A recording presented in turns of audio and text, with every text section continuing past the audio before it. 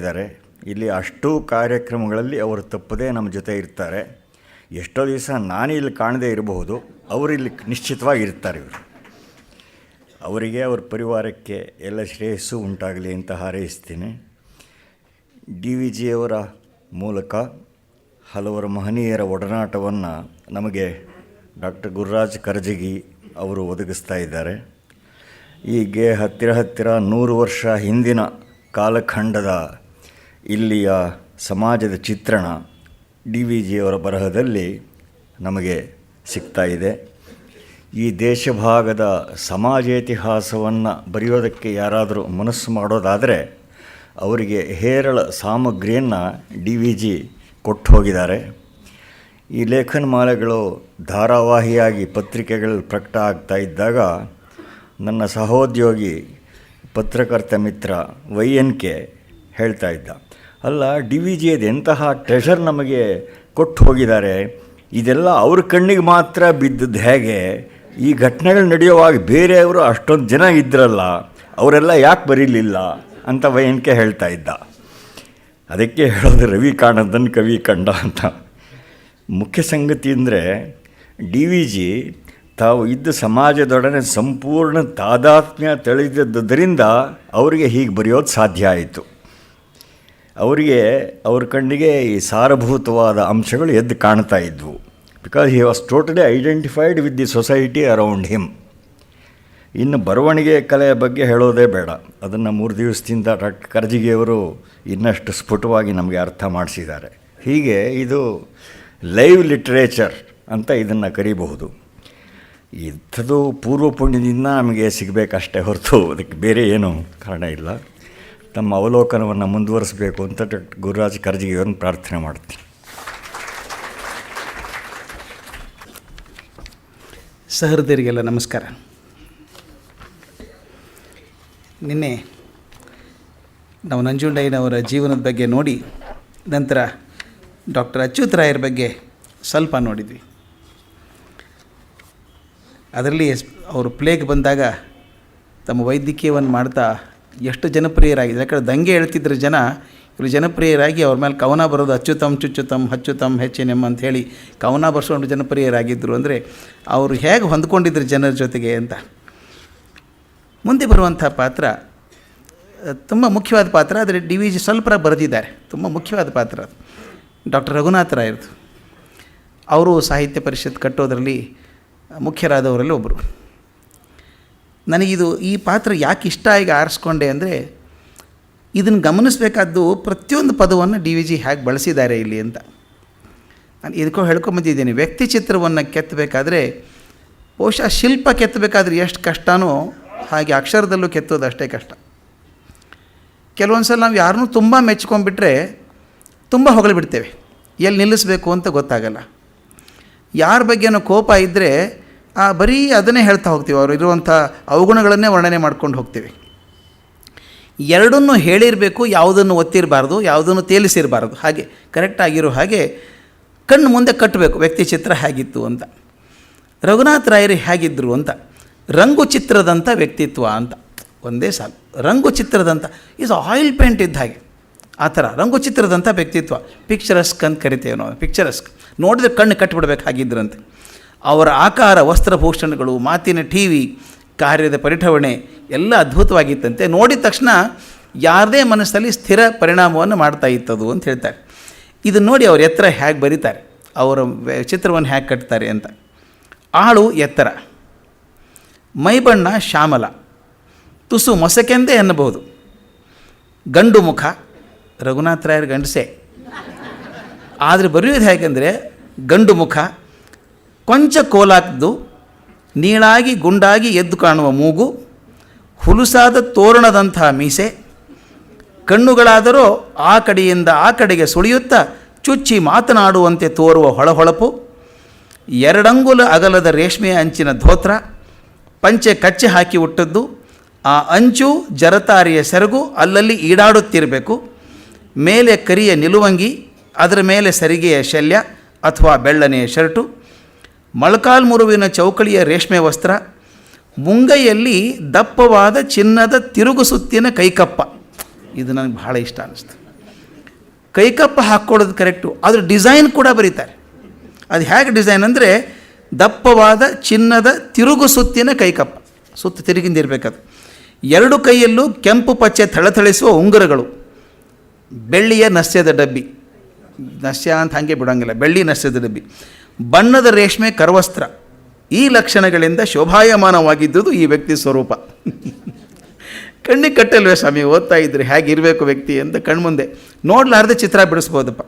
ಈ ಪೊಲೀಸ್ ಡಿಪಾರ್ಟ್ಮೆಂಟಲ್ಲಿ ಕೆಲವೊಂದು ಸಲ ಮಾಡ್ತಾರೆ, ಕೈ ಸಿಗದೆ ಹೋದಾಗ, ಕಳ್ಳ ಸಿಗದೆ ಹೋದಾಗ ಅಲ್ಲಿ ಸಾಕ್ಷಿಗಳು ಕೇಳ್ತಾರೆ ಹೇಗಿದ್ದ ಅವನು, ಅವನ ಒಪಿನಿಯನ್ ಕೇಳಿ ಚಿತ್ರ ಬಿಡಿಸಿ ಹೀಗಿದ್ನಾ ಅಂತ ಅವ್ನು ತೋರಿಸಿ ಹತ್ತಿರ ಬರೋಂಗೆ. ಇದೇನೂ ಬೇಕಾಗಿಲ್ಲ, ಹೆಂಗೆ ಬರೆದ್ರೆ ಕರೆಕ್ಟ್ ಚಿತ್ರ ತೆಗೆದೇ ಬಿಡ್ಬೋದು, ಅಷ್ಟು ಚೆಂದಾಗಿ ಬರೀತಾರೆ. ಮುಂದೆ ಅವರನ್ನು ನಿಲುವು ಕಾಮಣ್ಣ ಎಂದು ಕರೆಯುತ್ತದುಂಟು. ನಿಲುವು ಕಾಮಣ್ಣ ಅಂತ ಕರೀತಾ ಇದ್ರಂತೆ. ಅವರು ಸೆಂಟ್ರಲ್ ಕಾಲೇಜ್ನಲ್ಲಿ ಅಧ್ಯಾಪಕರಾಗಿದ್ದವರು. ಆಗ ಸೆಂಟ್ರಲ್ ಕಾಲೇಜಲ್ಲಿ ಕೂಡ ಹೈಸ್ಕೂಲ್ ತರಗತಿ ಕೂಡ ಇರ್ತಿತ್ತಂತೆ. ಅವರು ಏನೇನು ಪಾಠ ಮಾಡ್ತಿದ್ರು, ಇಂಗ್ಲೀಷು, ಚರಿತ್ರೆ, ಭೂ ವಿವರಣೆ ಮತ್ತು ಭಾಷಾಂತರೀಕರಣ, ಇದ್ರ ಬಗ್ಗೆ ಮಾಡ್ತಿದ್ರಂತೆ. ಅದರಲ್ಲಿ ಮುಖ್ಯವಾಗಿ ಬಂದಿರೋದು ಭಾಷಾಂತರದ ಬಗ್ಗೆ ಜಾಸ್ತಿ ವಿವರಣೆ ಮಾಡಿದ್ದಾರೆ.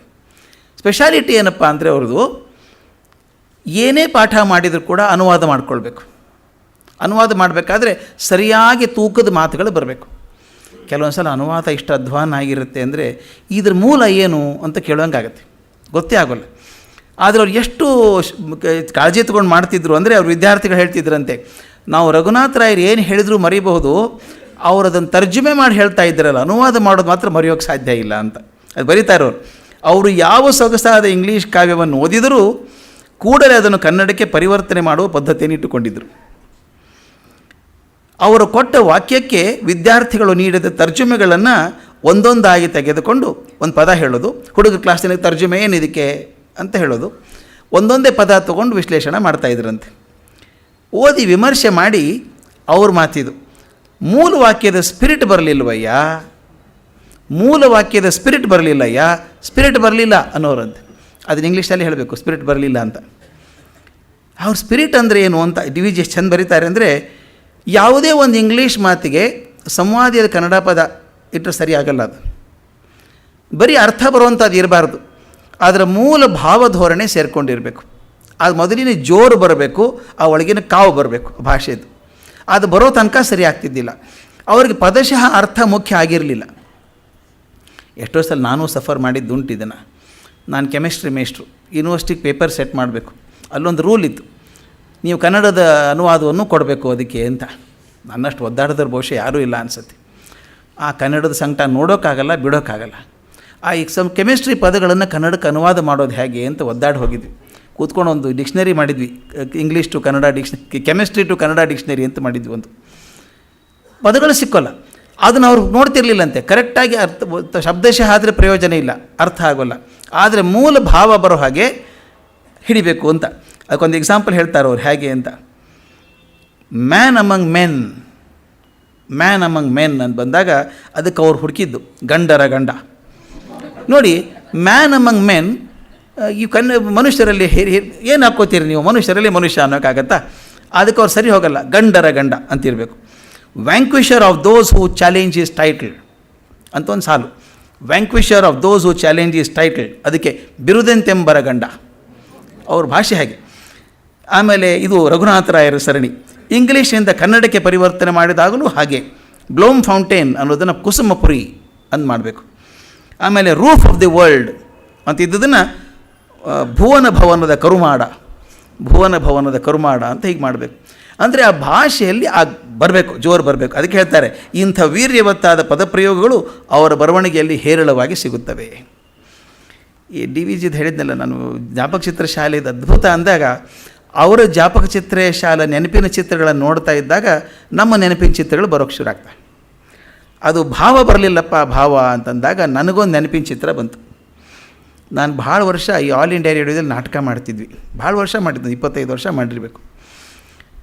ನಾಟಕ ಮಾಡುವಾಗ ಒಂದು ಸಲ ಒಬ್ಬರು, ಹೆಸರು ಹೇಳೋಲ್ಲ, ಒಬ್ಬರು ನಿರ್ದೇಶಕರು, ಗೌರವಾನ್ವಿತ ನಿರ್ದೇಶಕರು, ಅವ್ರು ಬಂದು ನಾಟಕ ಡೈರೆಕ್ಟ್ ಮಾಡೋರು. ಆ ನಾಟಕ ಚೆಂದ ಇರೋದು, ದೊಡ್ಡವರೆಲ್ಲ ಇರೋರು. ಪರ್ವತವಾಣಿ, ಈ ನಾಟಕದಲ್ಲಿ ಪರ್ವತವಾಣಿ ಇದ್ದ ಸಂದರ್ಭ ಇದು. ಪರ್ವತವಾಣಿನೇ ಅದ್ಭುತ ನಟ ಮತ್ತು ನಾಟಕಕಾರ, ನಿರ್ದೇಶಕ ಎಲ್ಲ ಆಗಿದ್ದವರು. ಧ್ವನಿ ಅದಕ್ಕೆ ಪರ್ವತವಾಣಿ ಆದದ್ದು ತಾನೇ, ಅವರು ಗೋಕಾಕರು ಹೇಳಿದ್ದು ಪರ್ವತವಾಣಿ ನೀನು ಅಂತ. ನಾಟಕ ಮಾಡ್ತಿರುವಾಗ ಆ ಡೈರೆಕ್ಟ್ರದೊಂದು ಸ್ವಭಾವ ಏನು ಅಂದರೆ ತಮ್ಮ ಹೆಂಡ್ತಿನ ಕರ್ಕೊಂಬರ್ತಿದ್ರು ರಿಹರ್ಸಲ್ ಆದಾಗ. ಯಾವಾಗಲೂ ಹೆಂಡ್ತಿ ಇರಲೇಬೇಕು. ಅವರು ಸ್ವಲ್ಪ ಒಂದು ಹೆಜ್ಜೆ ಹಿಂದೆ ಕುರ್ಚಿ ಹಾಕ್ಕೊಂಡು ಕೂತಿರೋರು ಹೆಂಡ್ತಿ, ಇವ್ರು ಡೈರೆಕ್ಟರ್ ಮುಂದೆ ಕೂತಿರಬೇಕು, ನಾವು ರಿಹರ್ಸಲ್ ಮಾಡಬೇಕು. ಆ ನಾಟಕದಲ್ಲಿ ಪರ್ವತವಾಣಿ ಹೆಂಡ್ತಿ ಸಾಯ್ತಾರೆ. ಸತ್ತಾಗ ಪರ್ವತವಾಣಿ ಅಳಬೇಕು. ರಿಹರ್ಸಲ್ ಆಗ್ತಾಯಿತ್ತು. ಪರ್ವತವಾಣಿ ಚೆನ್ನಾಗಿ ಹತ್ರಪ್ಪ, ನಮಗೇನೋ ಚೆನ್ನಾಗಿ ಅನ್ನಿಸ್ತು, ಚೆನ್ನಾಗಿ ಹತ್ರು. ಹತ್ತಾಗ ಇವರು ಏನು ಸಾರ್ ಪರವಾಗಿಲ್ವಾ ಅಂತ ಪರ್ವತವಾಣಿ ಆ ಡೈರೆಕ್ಟ್ರನ್ನ ಕೇಳಿದರು. ಆ ಡೈರೆಕ್ಟ್ರಿಗೊಬ್ಬರು ಡೈರೆಕ್ಟ್ರ್ ಇದ್ದಾರಲ್ಲ, ಅವ್ರು ಎಂದೂ ಹೋ ಅಂತಿರಲಿಲ್ಲ. ಅವ್ರ ಕಡೆ ನೋಡೋದು, ಏನು ರೀ ಅನ್ನೋರು. ಅವರು ಸರಿ ಅಂತ ಗೋಣ್ ಹಾಕಿದ್ರೆ ಹಾಂ ಪರವಾಗಿಲ್ಲ ಮುಂದೆ ಹೋಗಿ ಅನ್ನೋರು. ಅವ್ರು ಹಿಂಗೆ ಅಡ್ಡ ಗೋಣ್ ಹಾಕಿದ್ರೆ ಇಲ್ಲಪ್ಪ ಬರಲಿಲ್ಲ ಸರಿಯಾಗಿ ಅನ್ನೋರು. ಅವ್ರು ಹಿಂಗೆ ಅಡ್ಡ ಗೋಣ್ ಹಾಕಿದರು. ಹಾಕಿದ ತಕ್ಷಣ ಪರ್ವತವಾಣಿ ಭಾವ ಬರಲಿಲ್ಲಪ್ಪ, ಅದು ಭಾವ ಬರಲಿಲ್ಲ. ಕಲ್ಪನೆ ಮಾಡ್ಕೊಳ್ಳಿ, ನಿಮ್ಮ ಹೆಂಡತಿ ಸತ್ತೋಗಿದ್ದಾಳೆ ಅಂದರು. ಆಯ್ತು ಸ್ವಾಮಿ ಇನ್ನೊಮ್ಮೆ ಅಳ್ತೀನಿ ಅಂದರು. ಇನ್ನೊಮ್ಮೆ ಬೇರೆ ರೀತಿ ಹತ್ರು. ಸರಸು ಅಂತ ಹೇಳಿ ದುಃಖಿಸ್ಕೊಂಡು ಬಿಕ್ಕಳಿಸಿ 3-4 ಸಲ ಚೆನ್ನಾಗಿ ಅಭಿನಯ ಮಾಡಿದರು. ಚೆನ್ನಾಗತ್ತು, ನಾವು ಪರವಾಗಿಲ್ಲ ಚೆನ್ನಾಗೈತಿ ಸಲ ಅಂದ್ಕೊಂಡ್ವಿ. ಮತ್ತು ತಮ್ಮ ಡೈರೆಕ್ಟ್ರನ್ನ ತಿರುಗಿ ನೋಡಿದರು. ಅವರು ಮತ್ತೆ ಅಡ್ಡಗೋಣ ಹಾಕಿದರು, ಇನ್ನೂ ಬರಲಿಲ್ಲ ಅಂತ. ಇಲ್ಲ ಪರ್ವತವಾಣಿ ಆ ಭಾವನೆ ಬರ್ತಾ ಇಲ್ಲಪ್ಪ, ಹೆಂಡತಿ ಸತ್ರ ಏನು ದುಃಖ ಇರಬೇಕು, ಆ ಭಾವ ಬರ್ತಾ ಇಲ್ಲ ಅಂದರು. ಆಗಲಿ ಸ್ವಾಮಿ ಇನ್ನೊಂದು ಥರ ಹತ್ತು ತೋರಿಸ್ತೀನಿ ಅಂತ ಮತ್ತೊಂದು ಸಲ ಹತ್ತರು. ಬಿಕ್ಕಿ ಹತ್ತರು. ಚೆನ್ನಾಗಿ ಹತ್ಬಿಟ್ರು. ಸ್ವಲ್ಪ ಜಾಸ್ತಿನೇ ಅನ್ನಿಸ್ತು ನಮಗೆಲ್ಲ, ಅದು ಜಾಸ್ತಿ ಇಷ್ಟು ಅಳ್ತಾರೆ ಯಾರಾದರೂ ಅಂತ ಅನ್ನೋಂಗೆ ಅಷ್ಟು ಜೋರಾಗಿ ಹತ್ಬಿಟ್ರು. ಹತ್ತ ಮೇಲೆ ಇವರು ಡೈರೆಕ್ಟ್ರ್ ಮತ್ತೆ ತಮ್ಮ ಡೈರೆಕ್ಟ್ರನ್ನ ತಿರುಗಿ ನೋಡಿದರು. ಆಗಲೂ ಅವ್ರು ಅಡ್ಡಗೋಣ ಹಾಕಿದರು. ಇವರು ಅದನ್ನು ಜಸ್ಟಿಫೈ ಮಾಡ್ಕೊಳ್ಳೋಕ್ಕೆ, ಏನು ಪರ್ವತವಾಣಿ ಇಷ್ಟು ಚೆನ್ನಾಗಿ ಮಾಡೋರು ನೀವು, ಯಾಕೋ ಬರ್ತಾಯಿಲ್ಲ, ಭಾವನೆ ಬರ್ತಾ ಇಲ್ಲಲ್ಲಪ್ಪ, ಏನು ಹೆಂಡತಿ ಸತ್ರ ಹಿಂಗೆ ಬರಬೇಕಾ ಅಂದರು. ಪರ್ವತವಾಣಿಗೆ ರೇಗ್ ಹೋಗಿತ್ತು, ಕೋಪನೂ ಸ್ವಲ್ಪ ಜಾಸ್ತಿ ಅವರಿಗೆ, ಕೋಪ ಬಂದುಬಿಡ್ತು.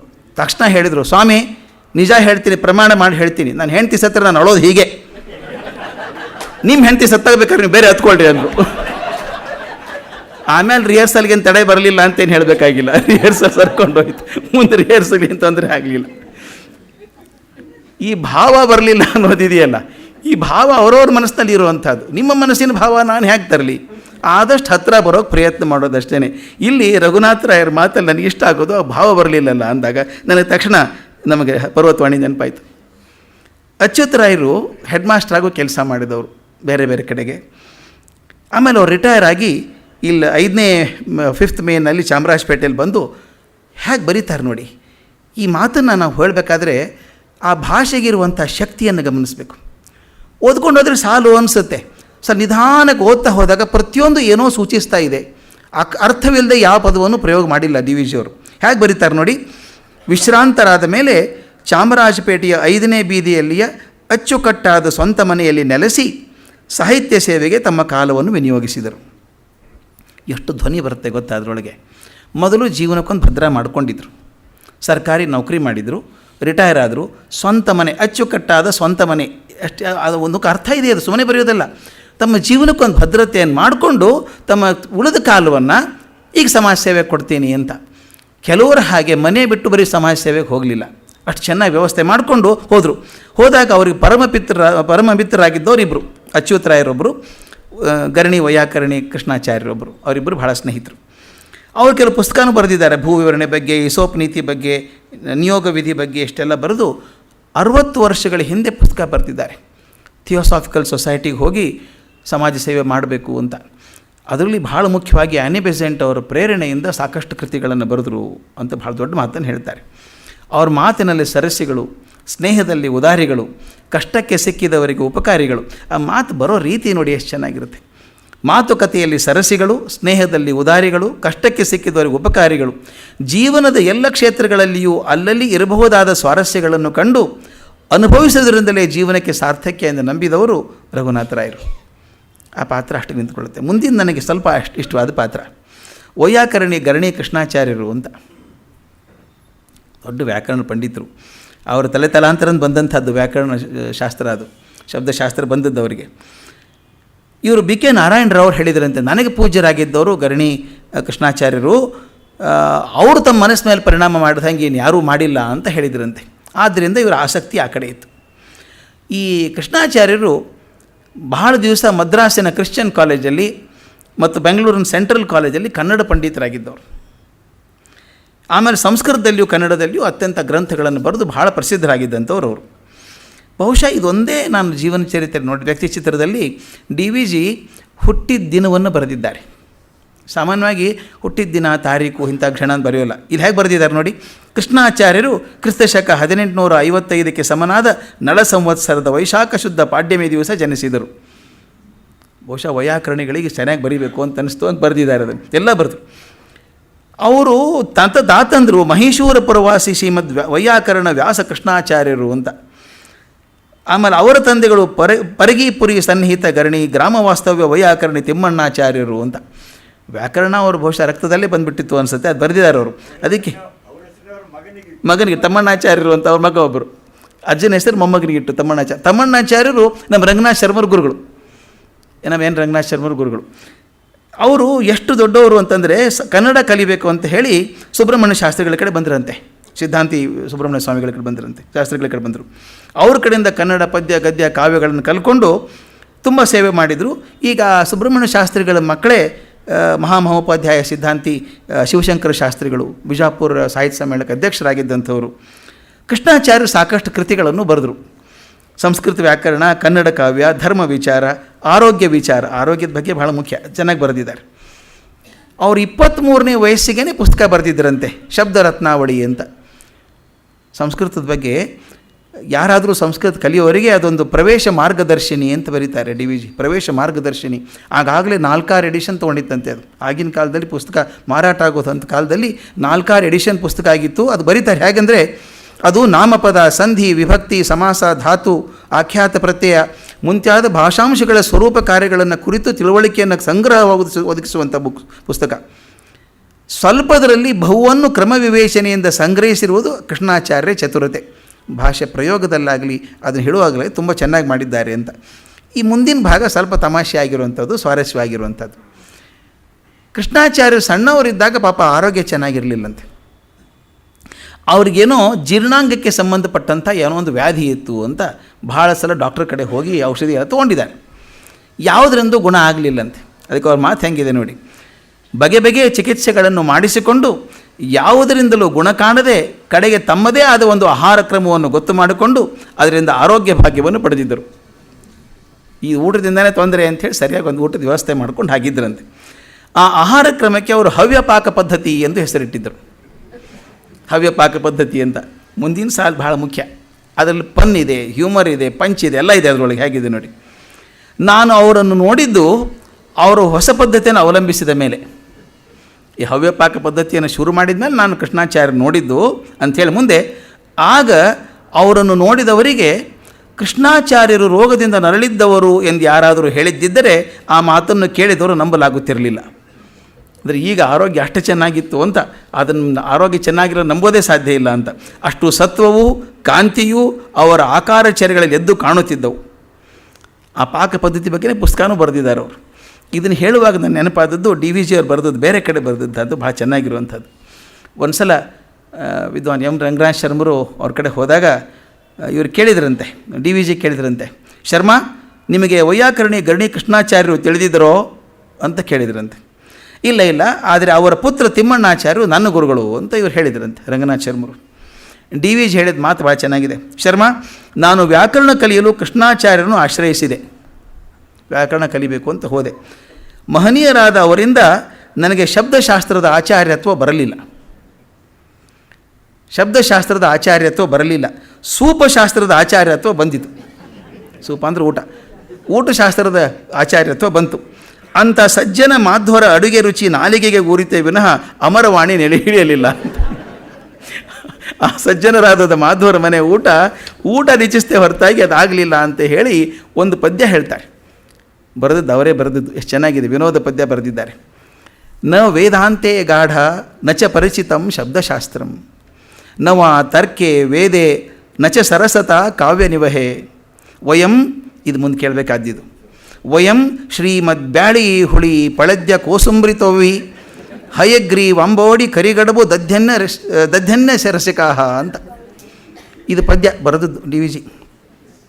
ಅರ್ಥ ಭಾಳ ಚೆನ್ನಾಗಿದೆ. ನಾವು ವೇದಾಂತದಲ್ಲಿ ನುರಿತವರಲ್ಲ. ನಾವು ವೇದಾಂತೇ ಗಾಢ ನಚ ಪರಿಚಿತಂ ಶಬ್ದಶಾಸ್ತ್ರಂ. ವ್ಯಾಕರಣವನ್ನು ಅರಿಯಲಿಲ್ಲ, ಶಬ್ದಶಾಸ್ತ್ರ ಬರಲಿಲ್ಲ, ನಮಗೆ ಅರಿತವರಲ್ಲ. ನವ ತರ್ಕೆ ವೇದೇ, ನಮಗೆ ತರ್ಕ ವೇದಗಳಲ್ಲಿ ಪರಿಶ್ರಮ ಇಲ್ಲ.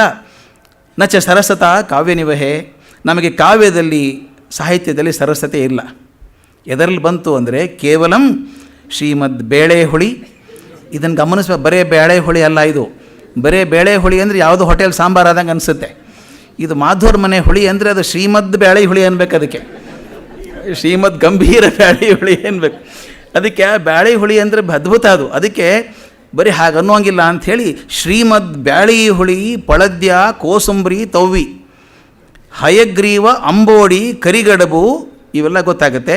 ದಧ್ಯನ್ನ ರಸಿಕಾಹ, ದಧ್ಯನ್ನ ಅಂದರೆ ಮೊಸರನ್ನ, ಇದೆಲ್ಲ ತಿಂದು ಅದರಲ್ಲಿ ರಸಿಕರಾದೀವಿ ನಾವು ಅಂತ. ಶಬ್ದಶಾಸ್ತ್ರ ಬರಲಿಲ್ಲ, ಸೂಪಶಾಸ್ತ್ರದಲ್ಲಿ ಪರಿಣಿತರಾದೀವಿ, ಅದರಲ್ಲಿ ನಾವು ರಸಿಕರಾದದ್ದು ಊಟದಲ್ಲಿ ಮಾತ್ರ ಆಯಿತು ಅಂತ ತಮಾಷೆ ಮಾಡಿ ಹೇಳ್ತಾರೆ. ಅಂಥ ಗರಡಿ ಕೃಷ್ಣಾಚಾರ್ಯ ಸನಾತನ ಧರ್ಮದಲ್ಲಿ ಸಂಪೂರ್ಣ ಶ್ರದ್ಧೆ ಉಳ್ಳವರು. ಅವ್ರ ವ್ಯಕ್ತಿ ಚರಣೆ ಮಾಡ್ತಾರೆ, ಹೇಗೆ ಕಾಣಿಸ್ತಾ ಇದ್ರು ಅವರು ಅಂತ. ಒಳ್ಳೆ ಆಜಾನುಬಾಹುವಾದ ಆಕೃತಿ, ಹಾಲು ಕೆನೆಯ ಬಣ್ಣ, ಪ್ರಸನ್ನವಾದ ಮುಖ, ಆಪಾದ ಮಸ್ತಕವೂ ಶುಭ್ರ ಧವಲ ವರ್ಣದ ಉಡಿಗೆ, ನಿಲುವಂಗಿ, ಉತ್ತರೀಯ ರುಮಾಲುಗಳು ನೋಡಿದವರ ಮನಸ್ಸಿನಲ್ಲಿ ಕೂಡಲೇ ವಿಶ್ವಾಸವೂ ಗೌರವವೂ ಉದಯಿಸುತ್ತಿದ್ದವು. ಅವ್ರ ಪರ್ಸ್ನಾಲಿಟಿ ಹೀಗೆ. ಅವ್ರ ಆರೋಗ್ಯದ ಬಗ್ಗೆ ಹೇಳಿದರು, ಅವ್ರ ಪರ್ಸ್ನಾಲಿಟಿ ಬಗ್ಗೆ ಹೇಳಿದರು, ಅವ್ರ ಸಂಸ್ಕೃತ ಕನ್ನಡ ಸಾಧನೆಗಳ ಬಗ್ಗೆ ಹೇಳಿದರು. ಇನ್ನೊಂದು ವಿಷಯ ಭಾಳ ಒತ್ತಿ ಹೇಳ್ತಾರೆ, ನನಗೆ ಇಷ್ಟವಾದದ್ದು. ಇದು 1890ನೇ ಇಸ್ವಿಗೆ ಅವ್ರು ಬರೆದಂಥದ್ದೊಂದು ಸಾಲು, ಒಂದು ಪುಟ ಬರೆದಿದ್ದಾರೆ. ಕನ್ನಡದ ದುಸ್ಥಿತಿ ಯಾವ ಪರಿಸ್ಥಿತಿಗಿದೆ ಅಂತ 1890ನೇ ಇಸ್ವಿಗೆ. ಈಗ ನೋಡಿದಾಗ ಅನಿಸುತ್ತೆ ಅವರು ಹಾಗೆ ಬರೀತಿದ್ರಲ್ಲ ಆವಾಗ ಅನಿಸುತ್ತೆ. ಆಗ ಬರೆದದ್ದು ಕೆಲವೊಂದು ಮಾತುಗಳನ್ನು ಡಿ ವಿ ಜಿ ಹೇಳ್ತಾರೆ. ಆಗ ಬರೆದಂಥ ಕೆಲವು ವಾಕ್ಯಗಳು ನಮಗೆ ಇಂದಿಗೂ ಮನನಾರ್ಹವಾಗಿವೆ ಅಂತ ಅವ್ರು ಹೇಳ್ತಾರೆ. ಇತರ ದೇಶ ಭಾಷೆಗಳಂತೆ ಒಂದೇ ವಿಧವಾದ ಕಟ್ಟಳೆಯನ್ನು ಹೊಂದದೆ, ಈ ಮಾತನ್ನು ಗಮನಿಸಬೇಕು, ಅಶಿಕ್ಷಿತರಾದ ಕವಿಗಳು ಹುಟ್ಟಿ ಮನಸ್ಸು ಬಂದಂತೆ ಭಾಷೆಯನ್ನು ಕೆಡಿಸಿದ್ದಕ್ಕಾಗಿ ಎಷ್ಟು ಚಿಂತಿಸಿದರೂ ತೀರದು. ಭಾಷೆಗೊಂದು ಬಿಗಿಬೇಕು, ಒಂದು ಬಂಧ ಬೇಕು. ಅದೇನದೇ ಅಶಿಕ್ಷಿತರಾದ ಕವಿಗಳು ಹುಕ್ಕಿ ಹೇಗಾದರೂ ಬರಿಬೋದು ಕವನ. ಅದು ನೋಡು ಲೈಟ್ ಕಂಬ, ಇದು ನೋಡು ಚಂದ್ರಬಿಂಬ, ಇವೆಲ್ಲ ಬಂದು ಅದಕ್ಕೆ ಹೇಳ್ತಾರೆ, ಮನಸ್ಸು ಬಂದಂತೆ ಭಾಷೆಯನ್ನು ಕೆಡಿಸಿದ್ದಕ್ಕಾಗಿ ಎಷ್ಟು ಚಿಂತಿಸಿದರೂ ತೀರದು. ಮುಂದೆ ಹೇಳ್ತಾರೆ, ನಮ್ಮ ಕರ್ನಾಟಕ ಭಾಷೆಯಲ್ಲಿ ಭಾಷಾಭಿಮಾನಿಗಳು ಇಲ್ಲವೋ? ನನಗೆ ಅನಿಸೋದು ಆಗ 1890ನೇ ಇಸ್ವಿಗೆ ಬರೆದಂಥದ್ದು, ನಮ್ಮ ಕರ್ನಾಟಕ ಭಾಷೆಯಲ್ಲಿ ಭಾಷಾಭಿಮಾನಿಗಳೇ ಇಲ್ಲವೋ? ಇದ್ದವರಿಗಾದರೂ ಈ ಅವ್ಯವಸ್ಥೆಯ ಸಮ್ಮತವೇನೋ? ಈ ಪರಿಸ್ಥಿತಿ ಯಾಕಾಯಿತು ನಮ್ಮದು ಅಂತ. ಮುಂದೆ ಕೆಲವು ಬರೀತಾರೆ, ಹೋಗಲಿ ಅವ್ರು ಯಾರು ಮಾಡೋದಿಲ್ಲ, ನಾನೇ ಮಾಡಬೇಕು ಅಂತ ಅಂದ್ಕೊಂಡ್ರೆ ಏನಾಗುತ್ತೆ ಗೊತ್ತಾ? ಆಗಿನ ಭಾಷೆ ಹೇಗಿದೆ ನೋಡಿ. ಅಂತಲ್ಲದೆ ನಾವೇ ಕೈಲಾದ ಮಟ್ಟಿಗೂ ಭಾಷೆಯನ್ನು ಶುದ್ಧಗೊಳಿಸಿ ವಿಧಿಗಳನ್ನು ಏರ್ಪಡಿಸಿ ಸಮನ್ವಯ ಮಾಡಿ ಭಾಷೆಯನ್ನು ಅಭಿವೃದ್ಧಿಗೆ ತರುವವೆಂದರೆ ಅದಕ್ಕೆ ತಕ್ಕಷ್ಟು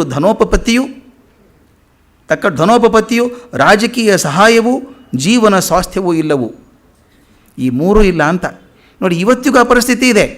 ಅಂದರೆ ಆಗಿರುವ ಹಾಗೆ ಧನೋಪತ್ತಿ, ದುಡ್ಡಿಲ್ಲ ಸಾಹಿತ್ಯ ಕೆಲಸಕ್ಕೆ, ರಾಜಕೀಯ ಸಹಾಯ ಇಲ್ಲ, ಮೂರನೇದ್ದು ಜೀವನ ಸ್ವಾಸ್ಥ್ಯ ಇಲ್ಲ.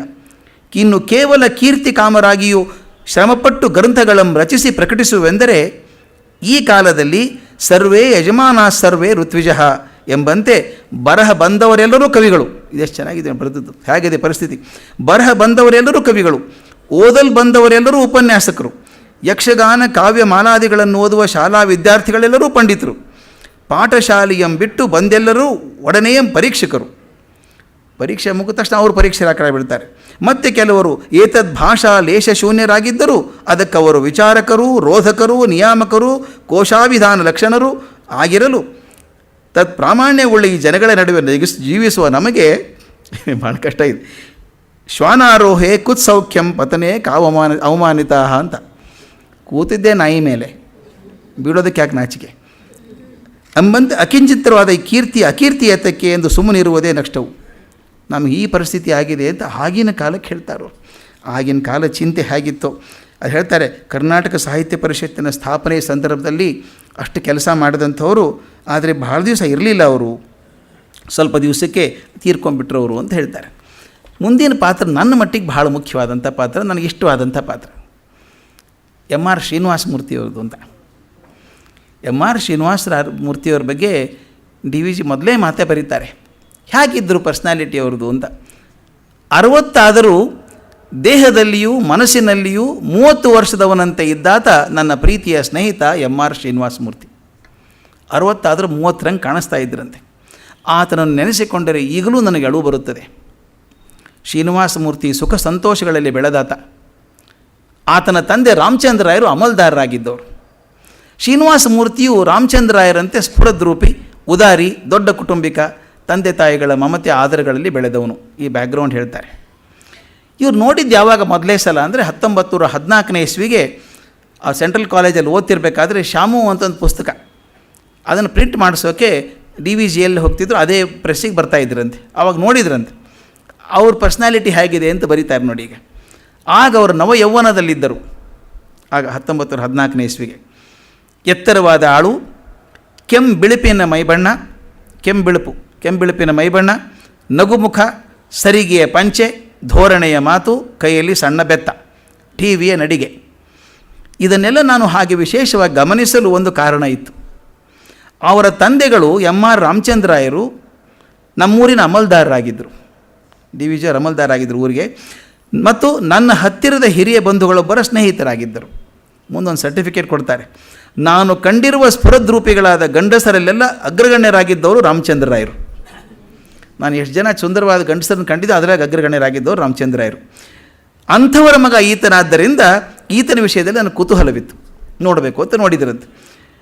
ಆ ನೋಡಿದ ಮೇಲೆ ಮುಂದೆ ಏನಾಯಿತು ಅಂತ, ಇದು ಯಾಕೆ ಬಂತು, ಈ ಡ್ರೆಸ್ಸು ಅಲಂಕಾರ ಯಾಕೆ ಬಂತು ಅನ್ನೋಕ್ಕೊಂದು ಕಾರಣ ಕೊಡ್ತಾರೆ ಅವರು. ಶ್ರೀನಿವಾಸ ಮೂರ್ತಿ ಒಳ್ಳೆಯ ಭಾಷಣಕಾರರು ಅಂತ ಹೆಸರಾಯಿತು ಎಲ್ಲ ಕಡೆ, ಚೆನ್ನಾಗಿ ಮಾತಾಡ್ತಾರೆ ಅಂತ. ಒಂದು ದಿವಸ ಭಾಷಣಕ್ಕೆ ಇವ್ರು ಹೊರಟಾಗ ತಂದೆ ಬಂದ್ರಂತೆ, ಮಗನನ್ನು ಕರೆದು ತೆಲುಗಿನಲ್ಲಿ ಹೇಳಿದ್ರಂತೆ, ಅದನ್ನು ಮನೆ ಮಾತು ತೆಲುಗು. ಮೂರ್ತಿ, ನಿನ್ನ ವ್ಯಕ್ತಿ ಪ್ರಭಾವ ಚೆನ್ನಾಗಿದೆ.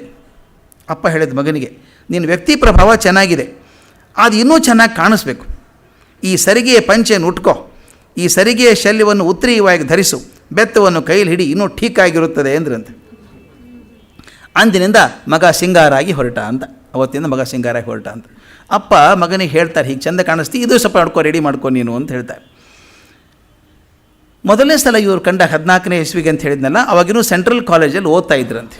ಆವಾಗಿನ್ನು ಓದುವಾಗ ಕೂಡ ಹೇಗಿತ್ತು ಅಂದರೆ, ಆಗಲೂ ಆತನ ಮೈ ಮೇಲೆ ಸರಿಗೆಯ ಪಂಚೆಯೇ ಇತ್ತು, ಕೈ ಬೆರಳದಲ್ಲಿ ಉಂಗುರವು, ಕಿವಿಯಲ್ಲಿ 10 ಕಡಕು ಇದ್ದವು, ಮಾತುಕತೆಯಲ್ಲಿ TV ಇರುತ್ತಿತ್ತು. ಇಲ್ಲಿ ಒಂದು ವಿಷಯ ಬರ್ತದೆ. BA ಮಾಡಿದ ಮೇಲೆ ಇವರು ಲಾ ಪರೀಕ್ಷೆ ಮಾಡೋದಕ್ಕೆ ಅಂತ ಮುಂಬೈಗೆ ಹೋಗಿದ್ದರಂತೆ ಶ್ರೀನಿವಾಸ ಮೂರ್ತಿ. ಮುಂಬೈಗೆ ಹೋಗಿ ಬಂದಮೇಲೆ ಅಲ್ಲಿ ಸಮುದ್ರ ತೀರ, ರಮಣೀಯ ದೃಶ್ಯಗಳನ್ನು ನೋಡಿ ಕವನ, ಮೊದಲೇ ರಸಿಕರು, ಕವನ ಬರ್ಕೊಂಬಂದಿದ್ದಾರೆ, ಬಂದು DVGಗೆ ತೋರಿಸಿದ್ದಾರೆ. ಅದು ಏನಿತ್ತು ಕವನದ ವಿಷಯ ಅಂತ. ಮಾತು ನೋಡಿ ಎಷ್ಟು ಸೊಗಸಾಗಿ ಬರೆದಿದ್ದಾರೆ. ಅವೆಲ್ಲ ಪದ್ಯಗಳು ಹಳೆಗನ್ನಡ ಚಂಪೂ ಕಾವ್ಯದ ಶೈಲಿಯ ಕಂದ ಪದ್ಯಗಳು ಮತ್ತು ವೃತ್ತಗಳು. ವಿಷಯ ಏನು? ಆ ಪದ್ಯಗಳ ವಿಷಯ ವಾಯುವಿಹಾರಕ್ಕಾಗಿ ಬಂದಿದ್ದ ಪಾರ್ಸಿ ಗುಜರಾತಿ ಯುವತಿಯರ ರೂಪವಿಲಾಸ ವರ್ಣನೆಗಳು. ಸಮುದ್ರ ದಂಡೆಗೆ ವಾಕಿಂಗ್ ಬಂದಂಥ ಪಾರ್ಸಿ ಗುಜರಾತಿ ಹುಡುಗಿಯರ ರೂಪವಿಲಾಸಗಳನ್ನು ಬರೆದದ್ದು. ಅಂದು ಬರೆದು ಮುಂದೆ ಹೈಫನ್ ಹಾಕಿ ಬರೀತಾರೆ, ಯುವಕರಿಗೆ ಸಹಜವಾದದ್ದು ತಾನೇ ಅಂತ. ಅಂಥ ಪದ್ಯಗಳನ್ನು ಬರೆದಿದ್ದರು. ಇದನ್ನು ಯಾಕೆ ಹೇಳಿದೆ ಅಂತ ಬರೀತಾರೆ ಅವರು. ಯಾಕೆ ಹೇಳಿದೆ ಅಂದರೆ ಅವನ ಸ್ವಭಾವನೇ ರಸಿಕತೆ ಅಂತ. ಒಂದು ಘಟನೆ ಹೇಳ್ತಾರೆ, ಭಾಳ ಹುಷಾರಾಗಿ ಕೇಳ್ಕೋಬೇಕು ಅದನ್ನಷ್ಟೇ. ವೆಂಕಣ್ಣಯ್ಯನವರು AR ಕೃಷ್ಣಶಾಸ್ತ್ರಿಗಳು, ಅಶ್ವಿನಿ ದೇವತೆಗಳು ಇಬ್ಬರು ಜೊತೆಗೆ ಇರೋರು. ಅವರಿಗೆ ಮೂರ್ತಿ ಮೇಲೆ ವಿಪರೀತ ಪ್ರೀತಂತೆ, ಶ್ರೀನಿವಾಸ ಮೂರ್ತಿ ಮೇಲೆ. DVG ಹೇಳ್ತಾರೆ, ಕೃಷ್ಣಶಾಸ್ತ್ರಿಗಳಿಗೆ ಟೀಕೆ ಮಾಡೋ ಧೈರ್ಯ ಇದ್ದದ್ದು ಮೂರ್ತಿಗೆ ಮಾತ್ರ, ಇನ್ಯಾರಿಗೂ ಇಲ್ಲ ಅಂತ ಹೇಳ್ತಾರೆ. ವೆಂಕಣ್ಣವ್ರ ಹತ್ರ ಸಲಿಗೆ ತೊಗೋಬೋದು, ಕೃಷ್ಣಶಾಸ್ತ್ರಿ ಸಲಿಗೆ ತೊಗೊಳ್ಳೋದು ಕಷ್ಟ. ಅದಕ್ಕೆ ಹೇಳ್ತಾರೆ, ವೆಂಕಣ್ಣಯ್ಯನಿಗೂ ಕೃಷ್ಣಶಾಸ್ತ್ರಿಗೂ ಮೂರ್ತಿಯನ್ನು ಕಂಡ್ರೆ ಅಚ್ಚುಮೆಚ್ಚು. ಕೃಷ್ಣಶಾಸ್ತ್ರಿಯನ್ನು ಮೂದಲಿಸಿ ನಗೆಗೀಡು ಮಾಡುವ ಸಲಿಗೆ ಮೂರ್ತಿ ಒಬ್ಬನಿಗೆ ಇದ್ದದ್ದು, ನಮಗಾರಿಗೂ ಆ ಸಲಿಗೆ ಇರಲಿಲ್ಲ. ಇದಕ್ಕೆ ಕಾರಣ ಹೇಳ್ತಾರೆ. ಯಾಕೆ ಕಾರಣ ಅಂದರೆ, ವೆಂಕಣ್ಣಯ್ಯ ಕೃಷ್ಣಶಾಸ್ತ್ರಿಗಳಿಗೆ ಕಾರಣ ಅಂದರೆ, ತನ್ನ ಕಾಲಕ್ಕೆ ಅಚ್ಚಾಗಿದ್ದ ಕನ್ನಡ ಕಾವ್ಯಗಳಲ್ಲಿ ಮೂರ್ತಿ ನೋಡದೇ ಇದ್ದದ್ದು ಒಂದೂ ಇರಲಿಲ್ಲ. ಎಷ್ಟು ಓದ್ಕೊಂಡಿರಬೇಕು ಅಂತ. ಮೂರ್ತಿಯ ಸಾಹಿತ್ಯ ಪರಿಶ್ರಮದಲ್ಲಿದ್ದಂಥ ವಿಶ್ವಾಸದಿಂದಾಗಿ ಕೃಷ್ಣಶಾಸ್ತ್ರಿಗಳು ಸಲಿಗೆ ಕೊಡೋಕೆ ಅವಕಾಶ ಕೊಟ್ಟಿದ್ದರು ಅಂತ. ಒಂದು ಕಾವ್ಯನೂ ಬಿಟ್ಟಿದ್ದಿಲ್ಲ, ಓದ್ತಿದ್ರು ಹಾಗೆ ಅಂತ. ಆತ ಎಷ್ಟೋ ಹಳೆಗನ್ನಡ ಕಾವ್ಯಗಳನ್ನು ಬೇಕಾದಷ್ಟು ಉದಾಹರಿಸಬಲ್ಲವನಾಗಿದ್ದ. ಶೃಂಗಾರ ಪದ್ಯಗಳಿಗಂತೂ ಆತ ಭಂಡಾರಿ ಅಂತ. ಶೃಂಗಾರವಾದ ಪದ್ಯಗಳಿಗೆ ಭಂಡಾರಿ. ಈ ರಸಿಕತೆಯನ್ನು ಕೇಳಿದ್ವಿ. ಒಂದು ಘಟನೆ ಹೇಳ್ತಾರೆ. ಸಾಹಿತ್ಯ ಸಮ್ಮೇಳನಕ್ಕೆ ಹೋಗಿದ್ದರಂತೆ, ಬಹುಶಃ ರಾಯಚೂರು ಅಂತ ಹೇಳ್ತಾರೆ. ಸಾಹಿತ್ಯ ಸಮ್ಮೇಳನಕ್ಕೆ ಹೋದಾಗ, ಈಗ ನನಗೇನು ಭರ್ಜರಿ ಅಕಾಮಿಡೇಷನ್ ಇರೋಲ್ಲ, ಅಲ್ಲೆಲ್ಲೋ ಕಡೆ ಇರಬೇಕು. ಇದ್ದಾಗ ಒಂದು 4-5 ಮಂದಿ ಸ್ನಾನ ಮಾಡಬೇಕು ಅಂತ ಹೊರಟ್ರಂತೆ. ಬಚ್ಚಲ ಮನೆಗೆ ಯಾರು ಹೋಗಿದ್ದಾರೆ. ಅದಕ್ಕೆ ಇವ್ರು ಹೇಗೆ ನಿಂತಿದ್ರು ಅಂತ ಹೇಳ್ತಾರೆ. ಬಚ್ಚಲ ಮನೆ ಬಿಡುವಾಗಲೆಂದು ಹೊರಗೆ ಕಾದು ನಿಂತಿದ್ದೆವು. ಶರ್ಟುಗಳನ್ನು ತೆಗೆದು ಹಾಕಿ ಒಂದು ಟಾವೆಲನ್ನು ಸಣ್ಣ ಪಂಚೆಯನ್ನು ಹೊದೆದು ನಿಂತಿದ್ದೆವು. ಆ ಕೃಷ್ಣಶಾಸ್ತ್ರಿ ನನ್ನನ್ನು ಚುಚ್ಚಿ ಹೇಳಿದರು, ಡಿ ವಿ ಜಿಗೆ ಚುಚ್ಚಿ ಹೇಳಿದ್ರಂತೆ. ನೋಡಿದ್ರಾ ಮೂರ್ತಿ ಎದೆಯನ್ನು ಅಂದ್ರಂತೆ. ನೋಡಿದ್ರಾ ಮೂರ್ತಿ ಎದೆಯನ್ನು ಅಂತ ಕೇಳಿದ್ರಂತೆ. ಮೂರ್ತಿ ಒಡನೆ ಅಂದರು, ಶಾಸ್ತ್ರಿ ಏನು ಮಂಕು ಬಡೀತು ನಿಮಗೆ, ಭ್ರಮರ ಕೀಟ ನ್ಯಾಯ ಮರೆತು ಹೋಯಿತೆ ಅಂದ್ರಂತೆ. ಭ್ರಮರ ಕೀಟ ನ್ಯಾಯ ಮರೆತು ಹೋಯಿತೆ ಅಂತ ಅದಕ್ಕೆ ಟಿಪ್ಪಣಿ ಕೊಡ್ತಾರೆ. ಅಷ್ಟೇ ಇದ್ದರೆ ಸಾಕೋದು, ಕೆಲ ಟಿಪ್ಪಣಿ ಕೊಡ್ತಾರೆ. ಭ್ರಮರ ಏನು ಮಾಡುತ್ತೆ ಅಂದರೆ ತಾನು ತಿನ್ನಬೇಕು ಅಂತ ಹುಳ ಹಿಡ್ಕೊಳತ್ತಂತೆ, ಕೀಟ ಹಿಡ್ಕೊಳುತ್ತೆ. ಹಾಗೆ ತಿನ್ನಲ್ಲ ಅದು, ಮುಂದೆ ಇಟ್ಕೊಂಡು ನೋಡ್ತಾ ಇರುತ್ತಂತೆ ಅದನ್ನು. ಭ್ರಮರ ಆ ಕೀಟವನ್ನು ಹಿಡ್ಕೊಂಡು ಮುಂದೆ ನಿಂತ್ಕೊಳ್ಳುತ್ತಂತೆ. ಆ ಕೀಟ ಹೆದರ್ಕೊಂಡ್ಬಿಟ್ಟಿದೆ, ಸತ್ತು ಹೋಗ್ತೇನಲ್ಲ ಭ್ರಮರ ಕೈಯಲ್ಲಿ ಸಿಕ್ಕು ಅಂತ. ಆ ಸಾಯೋ ಅಂಜಿಕೆ ಒಳಗೆ ಭ್ರಮರವನ್ನೇ ನೋಡ್ತಾ ಇರುತ್ತಂತೆ. ಆ ಕೀಟ ಭ್ರಮರವನ್ನೇ ನೋಡ್ತಾ ಇರುತ್ತಂತೆ. ಹೀಗೆ ಭ್ರಮರ ಧ್ಯಾನದಿಂದ ಕೊಂಚ ಕಾಲದಲ್ಲಿ ಕೀಟವು ತಾನೇ ಭ್ರಮರವಾಗಿ ಬಿಡುತ್ತದೆ. ವಿಚಾರ ಮಾಡ್ತಾ ತಾನೇ ಭ್ರಮರ ಅಂತ ಅಂದ್ಕೊಂಡ್ಬಿಡುತ್ತಂತೆ. ಇದು ಪುರಾತನ ಕವಿ ಸಮಯ. ನಾವು ಯಾವುದನ್ನು ಕುರಿತು ಹೆಚ್ಚಾಗಿ ಚಿಂತಿಸುತ್ತೇವೋ ಅದರಂತೆಯೇ ಆಗುತ್ತೇವಂತೆ. ಇದು ಕೀಟ ಭ್ರಮರ ನ್ಯಾಯ, ಭ್ರಮರ ಕೀಟ ನ್ಯಾಯ ಅಂತ ಹೇಳಿದರು. ಜಾಸ್ತಿ ವಿಸ್ತಾರ ಮಾಡಿದರೆ ಶೃಂಗಾರ ಇದಕ್ಕೆ ಭಾವಕ್ಕೆ ಅಪಾಯ ಆಗುತ್ತೆ, ಅದು ಬೇಡ ಅಂತ. ಎಷ್ಟು ಚೆನ್ನಾಗಿ ಹೇಳ್ತಾರೆ, ಹೇಳ್ಬಿಟ್ಟು ಭ್ರಮರ ಕೀಟ ನ್ಯಾಯ ಮರೆತು ಹೋಯಿತೆ ಅಂತ. ಉತ್ತರವನ್ನು ಕೇಳಿ ವೆಂಕಣ್ಣಯ್ಯ ಶಾಸ್ತ್ರಿ ನಾವು ನಗೆಗಡಲಲ್ಲಿ ಮುಳುಗಿ ಹೋದೆವು. ಇದು ಮೂರ್ತಿಯ ರಸಿಕತೆ. ಇನ್ನು ಕೆಲವೊಂದು ಘಟನೆ ಹೇಳ್ತಾರೆ. ಆತನ ರಸಗ್ರಹಣ ಶಕ್ತಿ ಎಷ್ಟು ಚೆನ್ನಾಗಿತ್ತು ಪಾಠ ಮಾಡುವಾಗ. ಮೂರ್ತಿ ಪಾಠ ಮಾಡಿದ್ದು ಕನ್ನಡ ಅಲ್ಲ, ಫಿಸಿಕ್ಸ್ ಕೆಮಿಸ್ಟ್ರಿ. ವಿಜ್ಞಾನದ ಟೀಚರ್ ಅವರು ಫಿಸಿಕ್ಸ್ ಕೆಮಿಸ್ಟ್ರಿ ಪಾಠ ಮಾಡ್ತಿದ್ರು. ಆದರೆ ಸಾಹಿತ್ಯ ವ್ಯಾಸಂಗ ಕೇವಲ ಆತ್ಮಸಂತೋಷಕ್ಕಾಗಿ ಬಂದದ್ದು. ನನಗಿದು ಯಾಕೋ ಬಹಳ ಸತ್ಯ ಅನಿಸುತ್ತೆ ಎಲ್ಲ ಕಡೆ ನೋಡಿದಾಗ. ಪರೀಕ್ಷೆಗೋಸ್ಕರ ವಿಷಯವನ್ನು ಓದಿದರೆ ಅದು ಮನಸ್ಸಿಗೆ ಮುಟ್ತದೆ ಅಂತ ಹೇಳೋಕ್ಕಾಗಲ್ಲ. ಮನಸ್ಸಿಗೆ ಬೇಕು ಅಂತ ಓದಿದ್ದು ಹೃದಯಕ್ಕೆ ಮುಟ್ಟುತ್ತೆ. ಯಾವಾಗಲೂ ಪ್ರೀತಿಗೋಸ್ಕರ ಓದಿದ್ದು ನಿಮ್ಮನ್ನು ಮನೋಭಾವ ಆಗಿ ನಿಂತ್ಕೊಳ್ಳುತ್ತೆ. ಪರೀಕ್ಷೆ ಮಾತ್ರ ದಾಟಿಸುವಂಥದ್ದು ಪರೀಕ್ಷೆಗೆ ಓದಿದ್ದು. ಹಾಗೆ ನೋಡಿ ಎಷ್ಟು ಓದ್ಕೊಂಡಿದ್ದಾರೆ. ಅದಲ್ಲದೆ ಶಿವಮೊಗ್ಗದಲ್ಲಿ ಹಾಸ್ಟೆಲಿದ್ದಾಗ ವಿದ್ಯಾರ್ಥಿಗಳನ್ನು ಸೇರಿಸ್ಕೊಂಡು ಅವರಿಗೆ ಕಾವ್ಯ ವಾಚನ ನಾಟಕಾಭ್ಯಾಸ ಮಾಡಿಸಿದ್ರಂತೆ. ಅಡುಗೆ ಮಾಡ್ಕೊಂಡು ಜೊತೆ ಕೂತ್ಕೋಬೇಕು, ಆ ಸ್ಕೌಟಲ್ಲಿ ಇರೋರೆಲ್ಲನೂ ಹೀಗೆ ಮಾಡ್ಕೊಂಡು ಸಾಧನೆ ಮಾಡ್ತಿದ್ರು ಅಂತ. ಒಂದು ಸಲ ಒಂದು ಉದಾಹರಣೆ ಹೇಳ್ತಾರೆ. ಪರಿಷತ್ತಲ್ಲಿ ಕವಿ ರನ್ನನ ಸಹಸ್ರ ವರ್ಷೋತ್ಸವ ನಡೆಯಿತು. ರನ್ನಂದು 1000 ವರ್ಷ ಆಯಿತು ಅಂತ ಒಂದು ಪ್ರೋಗ್ರಾಮ್ ಮಾಡಿದ್ರಂತೆ. ಮೂರ್ತಿ ಭಾಷಣ, ಭರ್ಜರಿ ಭಾಷಣ. ಆ ಅಧ್ಯಕ್ಷತೆ ಡಿ ವಿ ಜಿದು ಆ ಭಾಷಣಕ್ಕೆ. ಅವರು ಮೂರ್ತಿ ಡಿ ವಿ ಜಿನ ತೋರಿಸಿ ಹೇಳಿದ್ರಂತೆ, ನೋಡಿ ಯಜಮಾನ್ರು ಇವತ್ತು ಹೇಗೆ ಬಂದಿದ್ದಾರೆ. ಇವ್ರು ಯಾಕೋ ಅಪರೂಪಕ್ಕೆ ಭಾಳ ಚೆಂದಾಗಿ ಹೋಗಿದ್ದಾರೆ, ಡೆಕೋರೇಟ್ ಮಾಡ್ಕೊಂಡು ಹೋಗಿದ್ದಾರೆ. ಅವ್ರು ಹೇಳೋದು ಅವ್ರ ಬಗ್ಗೆ, ನೋಡಿ ಯಜಮಾನ್ರು ಇವತ್ತು ಹೇಗೆ ಬಂದಿದ್ದಾರೆ, ಸರಿಗೆಯ ರುಮಾಲು, ಸರಿಗೆಯ ಪಂಚೆ, ನಿಲುವಂಗಿ, ದರ್ಬಾರಿನಲ್ಲಿದ್ದಾರೆ. ಡಿ ವಿ ಜಿ ಬಗ್ಗೆ ಹೇಳಿದ್ದು, ದರ್ಬಾರಿನಲ್ಲಿದ್ದಾರೆ. ಹೀಗಲ್ಲವೇ ಗೌರವ ತೋರಿಸಬೇಕಾದದ್ದು ನಮ್ಮ ಕವಿ ಚಕ್ರವರ್ತಿ ರನ್ನನಿಗೆ. ಅಂದರೆ ರನ್ನನ ಬಗ್ಗೆ ಮಾತಾಡೋಕ್ಕೆ ಹಂಗೆ ಬಂದಿದ್ದಾರೆ ಅವರು ಅಂತ. ಕವಿ ಚಕ್ರವರ್ತಿ ರನ್ನನಿಗೆ ಮರ್ಯಾದೆ ತೋರ್ಸೋಕ್ಕೆ ಬಂದಿದ್ದಾರೆ. ಕನ್ನಡ ಸಾಹಿತ್ಯ ಪ್ರೇಮಿಗಳಿಗಿರುವ ಸಾರ್ವಭೌಮ ರಾಜನೆಂದರೆ ರನ್ನ, ಗದಾಯುದ್ಧದ ರನ್ನ, ಕವಿ ಚಕ್ರವರ್ತಿ ರನ್ನ. ಹೊಗಳಿ ಇಟ್ಬಿಟ್ಟು ಭರ್ಜರಿ ಹೊಗಳಿಬಿಟ್ಟು. ಇನ್ನು ಜೋರಾಗಿ ಹೇಳ್ಕೊಂಡು ಬಂದಾಗ ಅಷ್ಟಕ್ಕೆ ಬಿಡಲಿಲ್ಲ. ಮಾತಾಡ್ತಾ ಅವ್ರ ಮಾತೆ, ಡಿ ವಿ ಜಿ ಮಾತು ನಂದಲ್ಲ ಇದು. ದ್ರೌಪದಿಯ ಸಮಾಚಾರವನ್ನೆತ್ತಿ ಆ ಸ್ತ್ರೀ ಶ್ರೋತೃಗಳ ಕಡೆ ತಿರುಗಿ, ಹೆಣ್ಮಕ್ಳಿಗೆ ಮಾತು ತಿರುಗಿಬಿಟ್ಟು, ಹೆಂಗಸರು ತಮಗಿಷ್ಟವಾದ ಕಾರ್ಯಗಳಿಗಾಗಿ ಗಂಡಂದರನ್ನು ಪ್ರೇರೇಪಿಸುತ್ತಾರೆ. ಹಾಗೆ ಮಾಡುವುದರಲ್ಲಿ ಅನೇಕ ಉಪಾಯಗಳನ್ನು ಹೂಡುತ್ತಾರೆ. ದ್ರೌಪದಿ ಭೀಮಸೇನನ್ನು ಕೆರಳಿಸುವುದಕ್ಕಾಗಿ ಅವನನ್ನು ಮೂದಲಿಸುತ್ತಾಳೆ. ಕೇಳಿರಿ ಆಕೆ ಆಡಿದ ಮಾತನ್ನು, ಅದೊಂದು ಸ್ವಲ್ಪ ವರ್ಣನೆ ಮಾಡಿದರು. ಗಂಡ ಉದಾಸೀನನಾಗಿದ್ದರೆ ಅವನನ್ನು ಚುಚ್ಚಿ ಎಬ್ಬಿಸಬೇಕೆಂದಿರುವ ಆಕೆ ದ್ರೌಪದಿಯ ಮೇಲ್ಪಂಕ್ತಿಯನ್ನು ಹಿಡಿಯಬೇಕು. ಹೆಣ್ಮಕ್ಳಿಗೆಲ್ಲ ಸಲಹೆ ಇದು. ಗಂಡ ಉದಾಸೀನಾಗಿದ್ದರೆ ಹೇಗೆ ಚುಚ್ಚಬೇಕು ಅನ್ನೋದಕ್ಕೆ ಇದು ಮಾದರಿ, ಕೇಳ್ಕೊಳ್ಳಿ ಇದನ್ನು ಅಂಥೇಳಿ ಆ ಪದ್ಯಗಳನ್ನು ಸ್ಫುಟವಾಗಿ ಮನಸ್ಸು ಹಿಡಿಯುವಂತೆ ಉದಾಹರಿಸಿದರು. ಚೆನ್ನಾಗಿ ಆಗ್ಬಿಡ್ತು. ಉಪನ್ಯಾಸವಾದ ಮೇಲೆ ಭಾಗವನ್ನು ಕೇಳುವಾಗ ಸಭೆಯಲ್ಲಿ ನಲಿದಾಡದವರೇ ಇಲ್ಲ. ಆಮೇಲೆ ನಾನು, ಮೂರ್ತಿ ಬಲೆ ಜರ್ಬಾಗಿತ್ತೋ ಅಂದ್ರಂತೆಯವರು. ಭಾಷಣ ಬಲೆ ಜೋರಾಗಿತ್ತು, ಜರ್ಬಾಗಿತ್ತು ಅಂದ್ರಂತೆ. ಅದಕ್ಕೆ ಮೂರ್ತಿ ಎದ್ದು ನಿಂತು ಬಿಟ್ಟು, ಸಾರ್ ಅಲ್ಲಿ ನೋಡಿ ಸಾರ್ ಯಾರು ಕುಳಿತಿದ್ದಾರೆ, ಅವ್ರು ಎದುರು ಕುಳಿತಿದ್ರೆ ಭಾಷಣ ಜರ್ಬಾಗದೆ ಇನ್ನೇನಾಗತ್ತೆ ಸಾರ್ ಅಂದ್ರಂತೆ. ಕೈ ಮಾಡಿ ತೋರಿಸಿದ್ರು. ಆ ಕಡೆ ಇದ್ದವರು ಅವ್ರ ಧರ್ಮಪತ್ನಿ ರನ್ನನ ಮಧ್ಯೆ ಜೋರಾಗಿ ಮಾತಾಡಿದ್ರು, ಕೈ ತೋರಿಸಿ ಮಾತಾಡಿದ್ರು. ಇಂಥವರ ಮೂರ್ತಿ ಅಂತ ಹೇಳ್ತಾರೆ. ಮೂರ್ತಿಗಳ ಸಾಮರ್ಥ್ಯ ಹೇಗಿತ್ತು ಅಂತ. ನಾವು ಒಂದು ಕವನ ಬರೀಬೇಕಾದ್ರೆ ಒದ್ದಾಡ್ತೇವೆ, ಒಂದು ಗದ್ಯ ಬರೀಬೇಕಾದ್ರೆ ಒದ್ದಾಡ್ತೇವೆ. ಅವ್ರು ಹೇಗೆ ಮಾಡ್ತಿದ್ರು ಸಾಮರ್ಥ್ಯದ ಬಗ್ಗೆ ಹೇಳ್ತಾರೆ. ಅವರು ಬೆಳಗ್ಗೆ ಉಪ್ಪಿಟ್ಟು ಕಾಫಿ ತಾವೇ ಮಾಡೋರು. ಅದನ್ನು ಹಂಚಿದ ಕೂಡಲೇ ಮಾಡಿ ಎಲ್ಲರೂ ಕೊಡಬೇಕು. ಕೂಡಲೇ ಅದುವರೆಗೆ ಮನಸ್ಸಿನಲ್ಲಿ ತಯಾರಾಗಿದ್ದ ಕಥೆಯನ್ನೋ ನಾಟಕವನ್ನೋ ಬರೆದು ಬಿಡುವರು. ನೋಡಿ ಅದು ಏನು ಸೈಮಲ್ಟೇನಿಯಸ್ಲಿ ವರ್ಕ್ ಆಗೋದು. ಉಪ್ಪಿಟ್ಟು ಕಾಫಿ ಮಾಡ್ತಾ ವಿಚಾರ ಮಾಡಿ ಅದಾದ ತಕ್ಷಣ ಒಂದು ನಾಟಕವನ್ನು ಕಥೆಯನ್ನು ಬರೆದಿಡುವರು. ಮಧ್ಯಾಹ್ನ ಸೊಗಸಾದ ಭೋಜನ, ಹರಟೆಯಲ್ಲಿ ಸೇರಿ ಸಾವಧಾನವಾಗಿ ಊಟ ಮಾಡುವರು. ಆಮೇಲೆ ಒಂದು ವ್ಯಾಕರಣದ ವಿಷಯವನ್ನು, ಛಂದಸ್ಸಿನ ವಿಷಯವನ್ನು ಕುರಿತು 2 ಪುಟ ಬರೆಯುವರು. ಸಂಜೆ ಶಿವಶರಣರನ್ನು ಕುರಿತು ಉಪನ್ಯಾಸ ಮಾಡುವರು. ರಾತ್ರಿ ಒಂದು ಹಾಡನ್ನು ಪದ್ಯವನ್ನು ಕಟ್ಟುವರು. ಇದೆಲ್ಲ ಅವರು ಲೀಲಾಜಾಲವಾಗಿತ್ತು. ಯಾವುದರಲ್ಲಿಯೂ ಶ್ರಮವಿರಲಿಲ್ಲ, ಯಾವುದು ಶ್ರಮನೇ ಇಲ್ಲ. ಅವರು ಅಷ್ಟು ಆರಾಮಾಗಿ ಮಾಡ್ತಿದ್ರು. ಇದನ್ನು ಹೇಳ್ತಾರೆ ಅವರು ಎಷ್ಟು ಮೂರ್ತಿ ಪ್ರಸಿದ್ಧಿಗೆ ಬಂದದ್ದು ಯಾವ ಕಾರಣಕ್ಕೆ ಅಂತ. ನಿನ್ನೆ ಡಾಕ್ಟರ್ ರಾಮಸ್ವಾಮಿ ಅವ್ರ ಹತ್ರ ಮಾತಾಡ್ತಿರ್ಬೇಕು, ಅವ್ರು ಮಾತು ಚೆಂದ ಹೇಳಿದರು. ಅದು ನೆನೆಸ್ಕೊಂಡೆ ಇವತ್ತು ಮಾರ್ಕ್ ಮಾಡ್ಕೊಂಬಂದೆ ನಾನು. ಅವ್ರು ನಿಜವಾಗಿ ಮನ್ನಣೆ ಬಂದದ್ದು ವೀರಶೈವ ಸಾಹಿತ್ಯ ಪಾಂಡಿತ್ಯದಿಂದ. ನೋಡಿ, ಸ್ವಂತ ಮತದಲ್ಲಿ ಅವರು ವೈಷ್ಣವ ಬ್ರಾಹ್ಮಣರು, ಆದರೆ ಇಂಥವರು ವೀರಶೈವ ಸಿದ್ಧಾಂತದ ಸಾರಭಾಗವನ್ನು ಗ್ರಹಿಸಿದ್ದಲ್ಲದೆ ಅದನ್ನು ಸಮಸ್ತ ವೀರಶೈವ ಆಚಾರ್ಯರು ಮೆಚ್ಚಿಕೊಳ್ಳುವಂತೆ ಪ್ರತಿಪಾದನೆ ಮಾಡಿದ್ದು ಅವರ ಬುದ್ಧಿಯ ತೀವ್ರತೆಗೂ ಅವರ ಉದಾರತೆಗೂ ಹೃದಯ ವೈಶಾಲ್ಯಕ್ಕೂ ನಿದರ್ಶನವಾಗಿದೆ.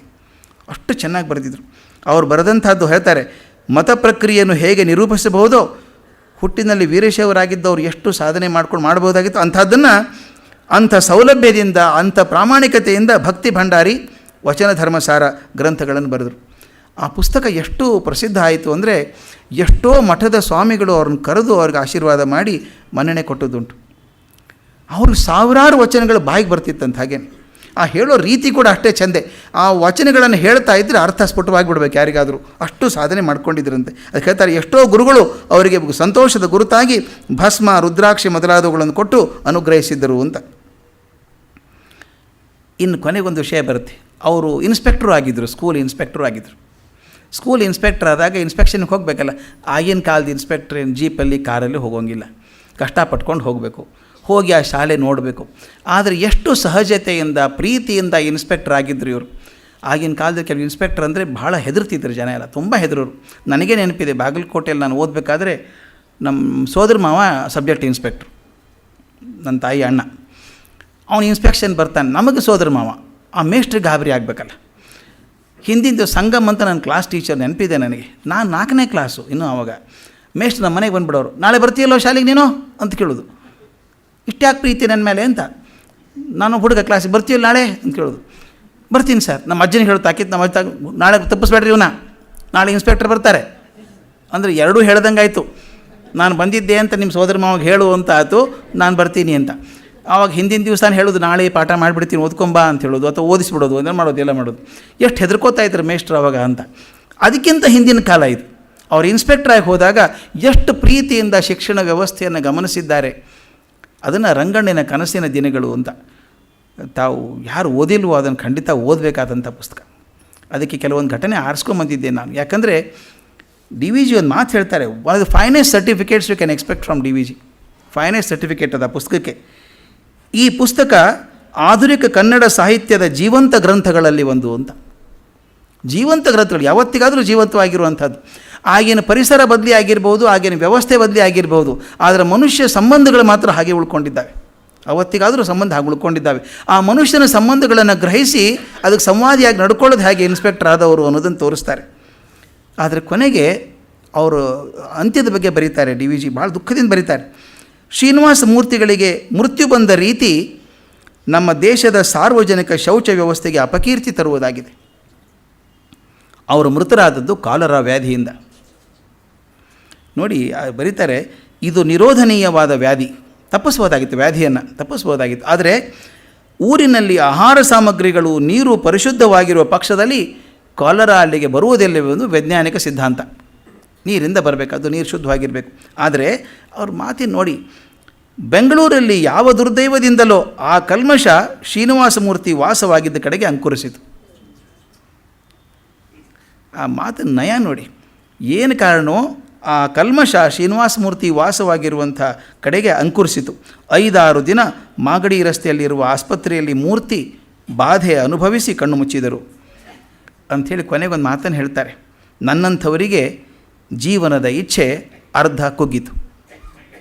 ಈ ನಾವು ಬದುಕಬೇಕು ಅನ್ನೋ ಆಸೆ ಐತಲ್ಲ, ಅರ್ಧಕ್ಕರ್ಧ ಕುಗ್ಗಿ ಹೋಯಿತು. ಅಂಥ ಸ್ನೇಹಿತರು ಹೋದಾಗ ಹಂಗೆ ಕುಗ್ಗಿ ಹೋಗ್ತದೆ ಅಂತ. ಎಮ್ ಆರ್ ಶ್ರೀನಿವಾಸ ಮೂರ್ತಿಯವರು ಬರೆದಂಥ ರಂಗಣ್ಣನ ಕನಸಿನ ದಿನಗಳಿದ್ದಾವಲ್ಲ, ನಾನು ಮೇಷ್ಟ್ರ ಆದ್ದರಿಂದ ಹೆಚ್ಚು ನನಗೆ ಪ್ರಿಯವಾದದ್ದು ಅದು. ಅವ್ರಿಗೇನು ಶಕ್ತಿ ಇತ್ತು ಅಂದರೆ ನಿಮ್ಮನ್ನು ನಗಿಸ್ಬೋದು, ಅಳಿಸ್ಬೋದು ಅವ್ರ ಮನಸ್ಸಿನ ತಕ್ಕ. ಆ ಬರವಣಿಗೆಯಲ್ಲಿ ಆ ಶಕ್ತಿ ಇರೋದು. ಎಷ್ಟು ಚೆಂದ ಬರೆಸೋದು. ಮೊದಲು ನಗೆ ಪ್ರಸಂಗ ನೋಡಿಬಿಡೋಣ ಎಷ್ಟು ಚೆನ್ನಾಗಿರ್ತದೆ ಅಂತ. M.R. ಶ್ರೀನಿವಾಸ ಮೂರ್ತಿಯವರ ಬರವಣಿಗೆ ಯಾವ ಮಟ್ಟದ್ದು, ಆಗಿನ ಕಾಲದ್ದು, ನಗೋದು ಹೇಗೆ ಅಂತ. ರಂಗಣ್ಣ ಅಂತ ಹೆಸರಿಟ್ಕೊಂಡಿದ್ದಾರೆ. ರಂಗಣ್ಣ ಇನ್ಸ್ಪೆಕ್ಟ್ರ್, ತಾವೇ ಶ್ರೀನಿವಾಸ ಮೂರ್ತಿಗಳೇ ರಂಗಣ್ಣ ಅಂತ ಹೆಸರಿಟ್ಕೊಂಡು ಮಾಡ್ತಾರೆ. ಇನ್ಸ್ಪೆಕ್ಟರ್ ಹೋಗಿದ್ದಾರೆ. ಹೋದಾಗ ಎಲ್ಲೋ ಬೇರೆ ಕಡೆ ಹೋಗಬೇಕು ಅಂತ ಹೊಂಟವರು ಬೈಸಿಕಲ್ ಮೇಲೆ ಹೋಗಬೇಕು. ಅವಾಗ ಇನ್ಸ್ಪೆಕ್ಟ್ರು ಜನಾರ್ದನಪುರಕ್ಕೆ ಹೋಗಿ ಬರಬೇಕು ಅಂತ ಹೋದವರು ದಾರಿಯಲ್ಲಿ ಹೋದಾಗ ಇಲ್ಲೊಂದು ಮುಂದೆ ಶಾಲೆ ಇದೆಯಲ್ಲ, ಬೈರಮಂಗಲ ಅಂತ ಒಂದು ಊರಿದೆ, ಆ ಶಾಲೆ ನೋಡ್ಕೊಂಡು ಬರಬೇಕು ಅಂತ ಹೊರಟರು. ಸೈಕಲ್ ಮೇಲೆ ತಿರುಗಿಸ್ಕೊಂಡ್ರು. ರಸ್ತೆ ಸರಿಯಾಗಿ ಗೊತ್ತಿಲ್ಲ, ರಸ್ತೆನೇ ಇರಲ್ಲ ಅವಾಗ, ಹೋಗ್ತಿದ್ರಂತೆ. ಹುಚ್ಚು ಆಲೋಚನೆ ಹುಟ್ಟಿ ಆ ಕಡೆ ಬೈಸಿಕಲ್ ತಿರುಗಿಸಿದೆ. ದಾರಿ ಬಹಳ ಒರಟವಾಗಿತ್ತು. ಹಳ್ಳ ಕೊಳ್ಳಗಳ ಜೊತೆಗೆ ಕಲ್ಲುಗಳು ಹೆಚ್ಚಾಗಿದ್ದವು. ಅಲ್ಲಲ್ಲಿ ಬೈಸಿಕಲ್ಲಿಂದ ಇಳಿದಿಳಿದು ತಳ್ಳಿಕೊಂಡು ಹೋಗಬೇಕಾಗಿತ್ತು. ನೆಟ್ಟಿಗೆ ಜನಾರ್ದನಪುರಕ್ಕೆ ಹೋಗೋದು ಇದೇನು ಕಷ್ಟ ಕಟ್ಟಿಕೊಂಡೆ ಎಂದು ಪೇಚಾಡುತ್ತಾ ಹೊರಟಾಗ ಅಲ್ಲಿ ಒಬ್ಬ ಹಳ್ಳಿ ಮುದುಕ ಹೋಗುತ್ತಿದ್ದ. ಅವನು ನನ್ನ ನೋಡಿ ಕೇಳಿದಂತೆ, ಗೌಡ ಹತ್ತಿರಕ್ಕೆ ಬರ್ತಲೋ, ಯಾವೂರು ಸ್ವಾಮಿ ಅಂತ ಕೇಳಿದಂತೆ ಇವ್ರನ್ನ. ನಮ್ಮೂರು ಜನಾರ್ದನಪುರ ಅಂತ ಹೇಳಿದ್ರಂತೆ. ಮತ್ತು ಈ ಕಾಡು ದಾರಿಯಲ್ಲಿ ಬರ್ತೀರಿ ಅಂತ ಕೇಳಿದೆ. ಇಲ್ಲಿ ಸ್ಕೂಲ್ ನೋಡೋಣ ಅಂತ ಹೊರಟಿದ್ದೇನಪ್ಪ ಅಂದ್ರಂತೆ. ಓ, ಈ ಸ್ಕೂಲ್ ಇನ್ಸ್ಪೆಕ್ಟ್ರಾ? ಸರಿ ಸ್ವಾಮಿ. ಅವ್ರ ಮಾತು ಅದು ಅವ್ರ ಮಾತೆ. ಹಾಗೆ ಕಾಲು ಗಾಡಿ ಹತ್ಕೊಂಡು ತುಳಿತಿದ್ರೆ ಅಂಡು ಉರಿಯಾಕಿಲ್ವಾ? ಅವನು ಕೇಳಿದಂತೆ ಇವರಿಗೆ.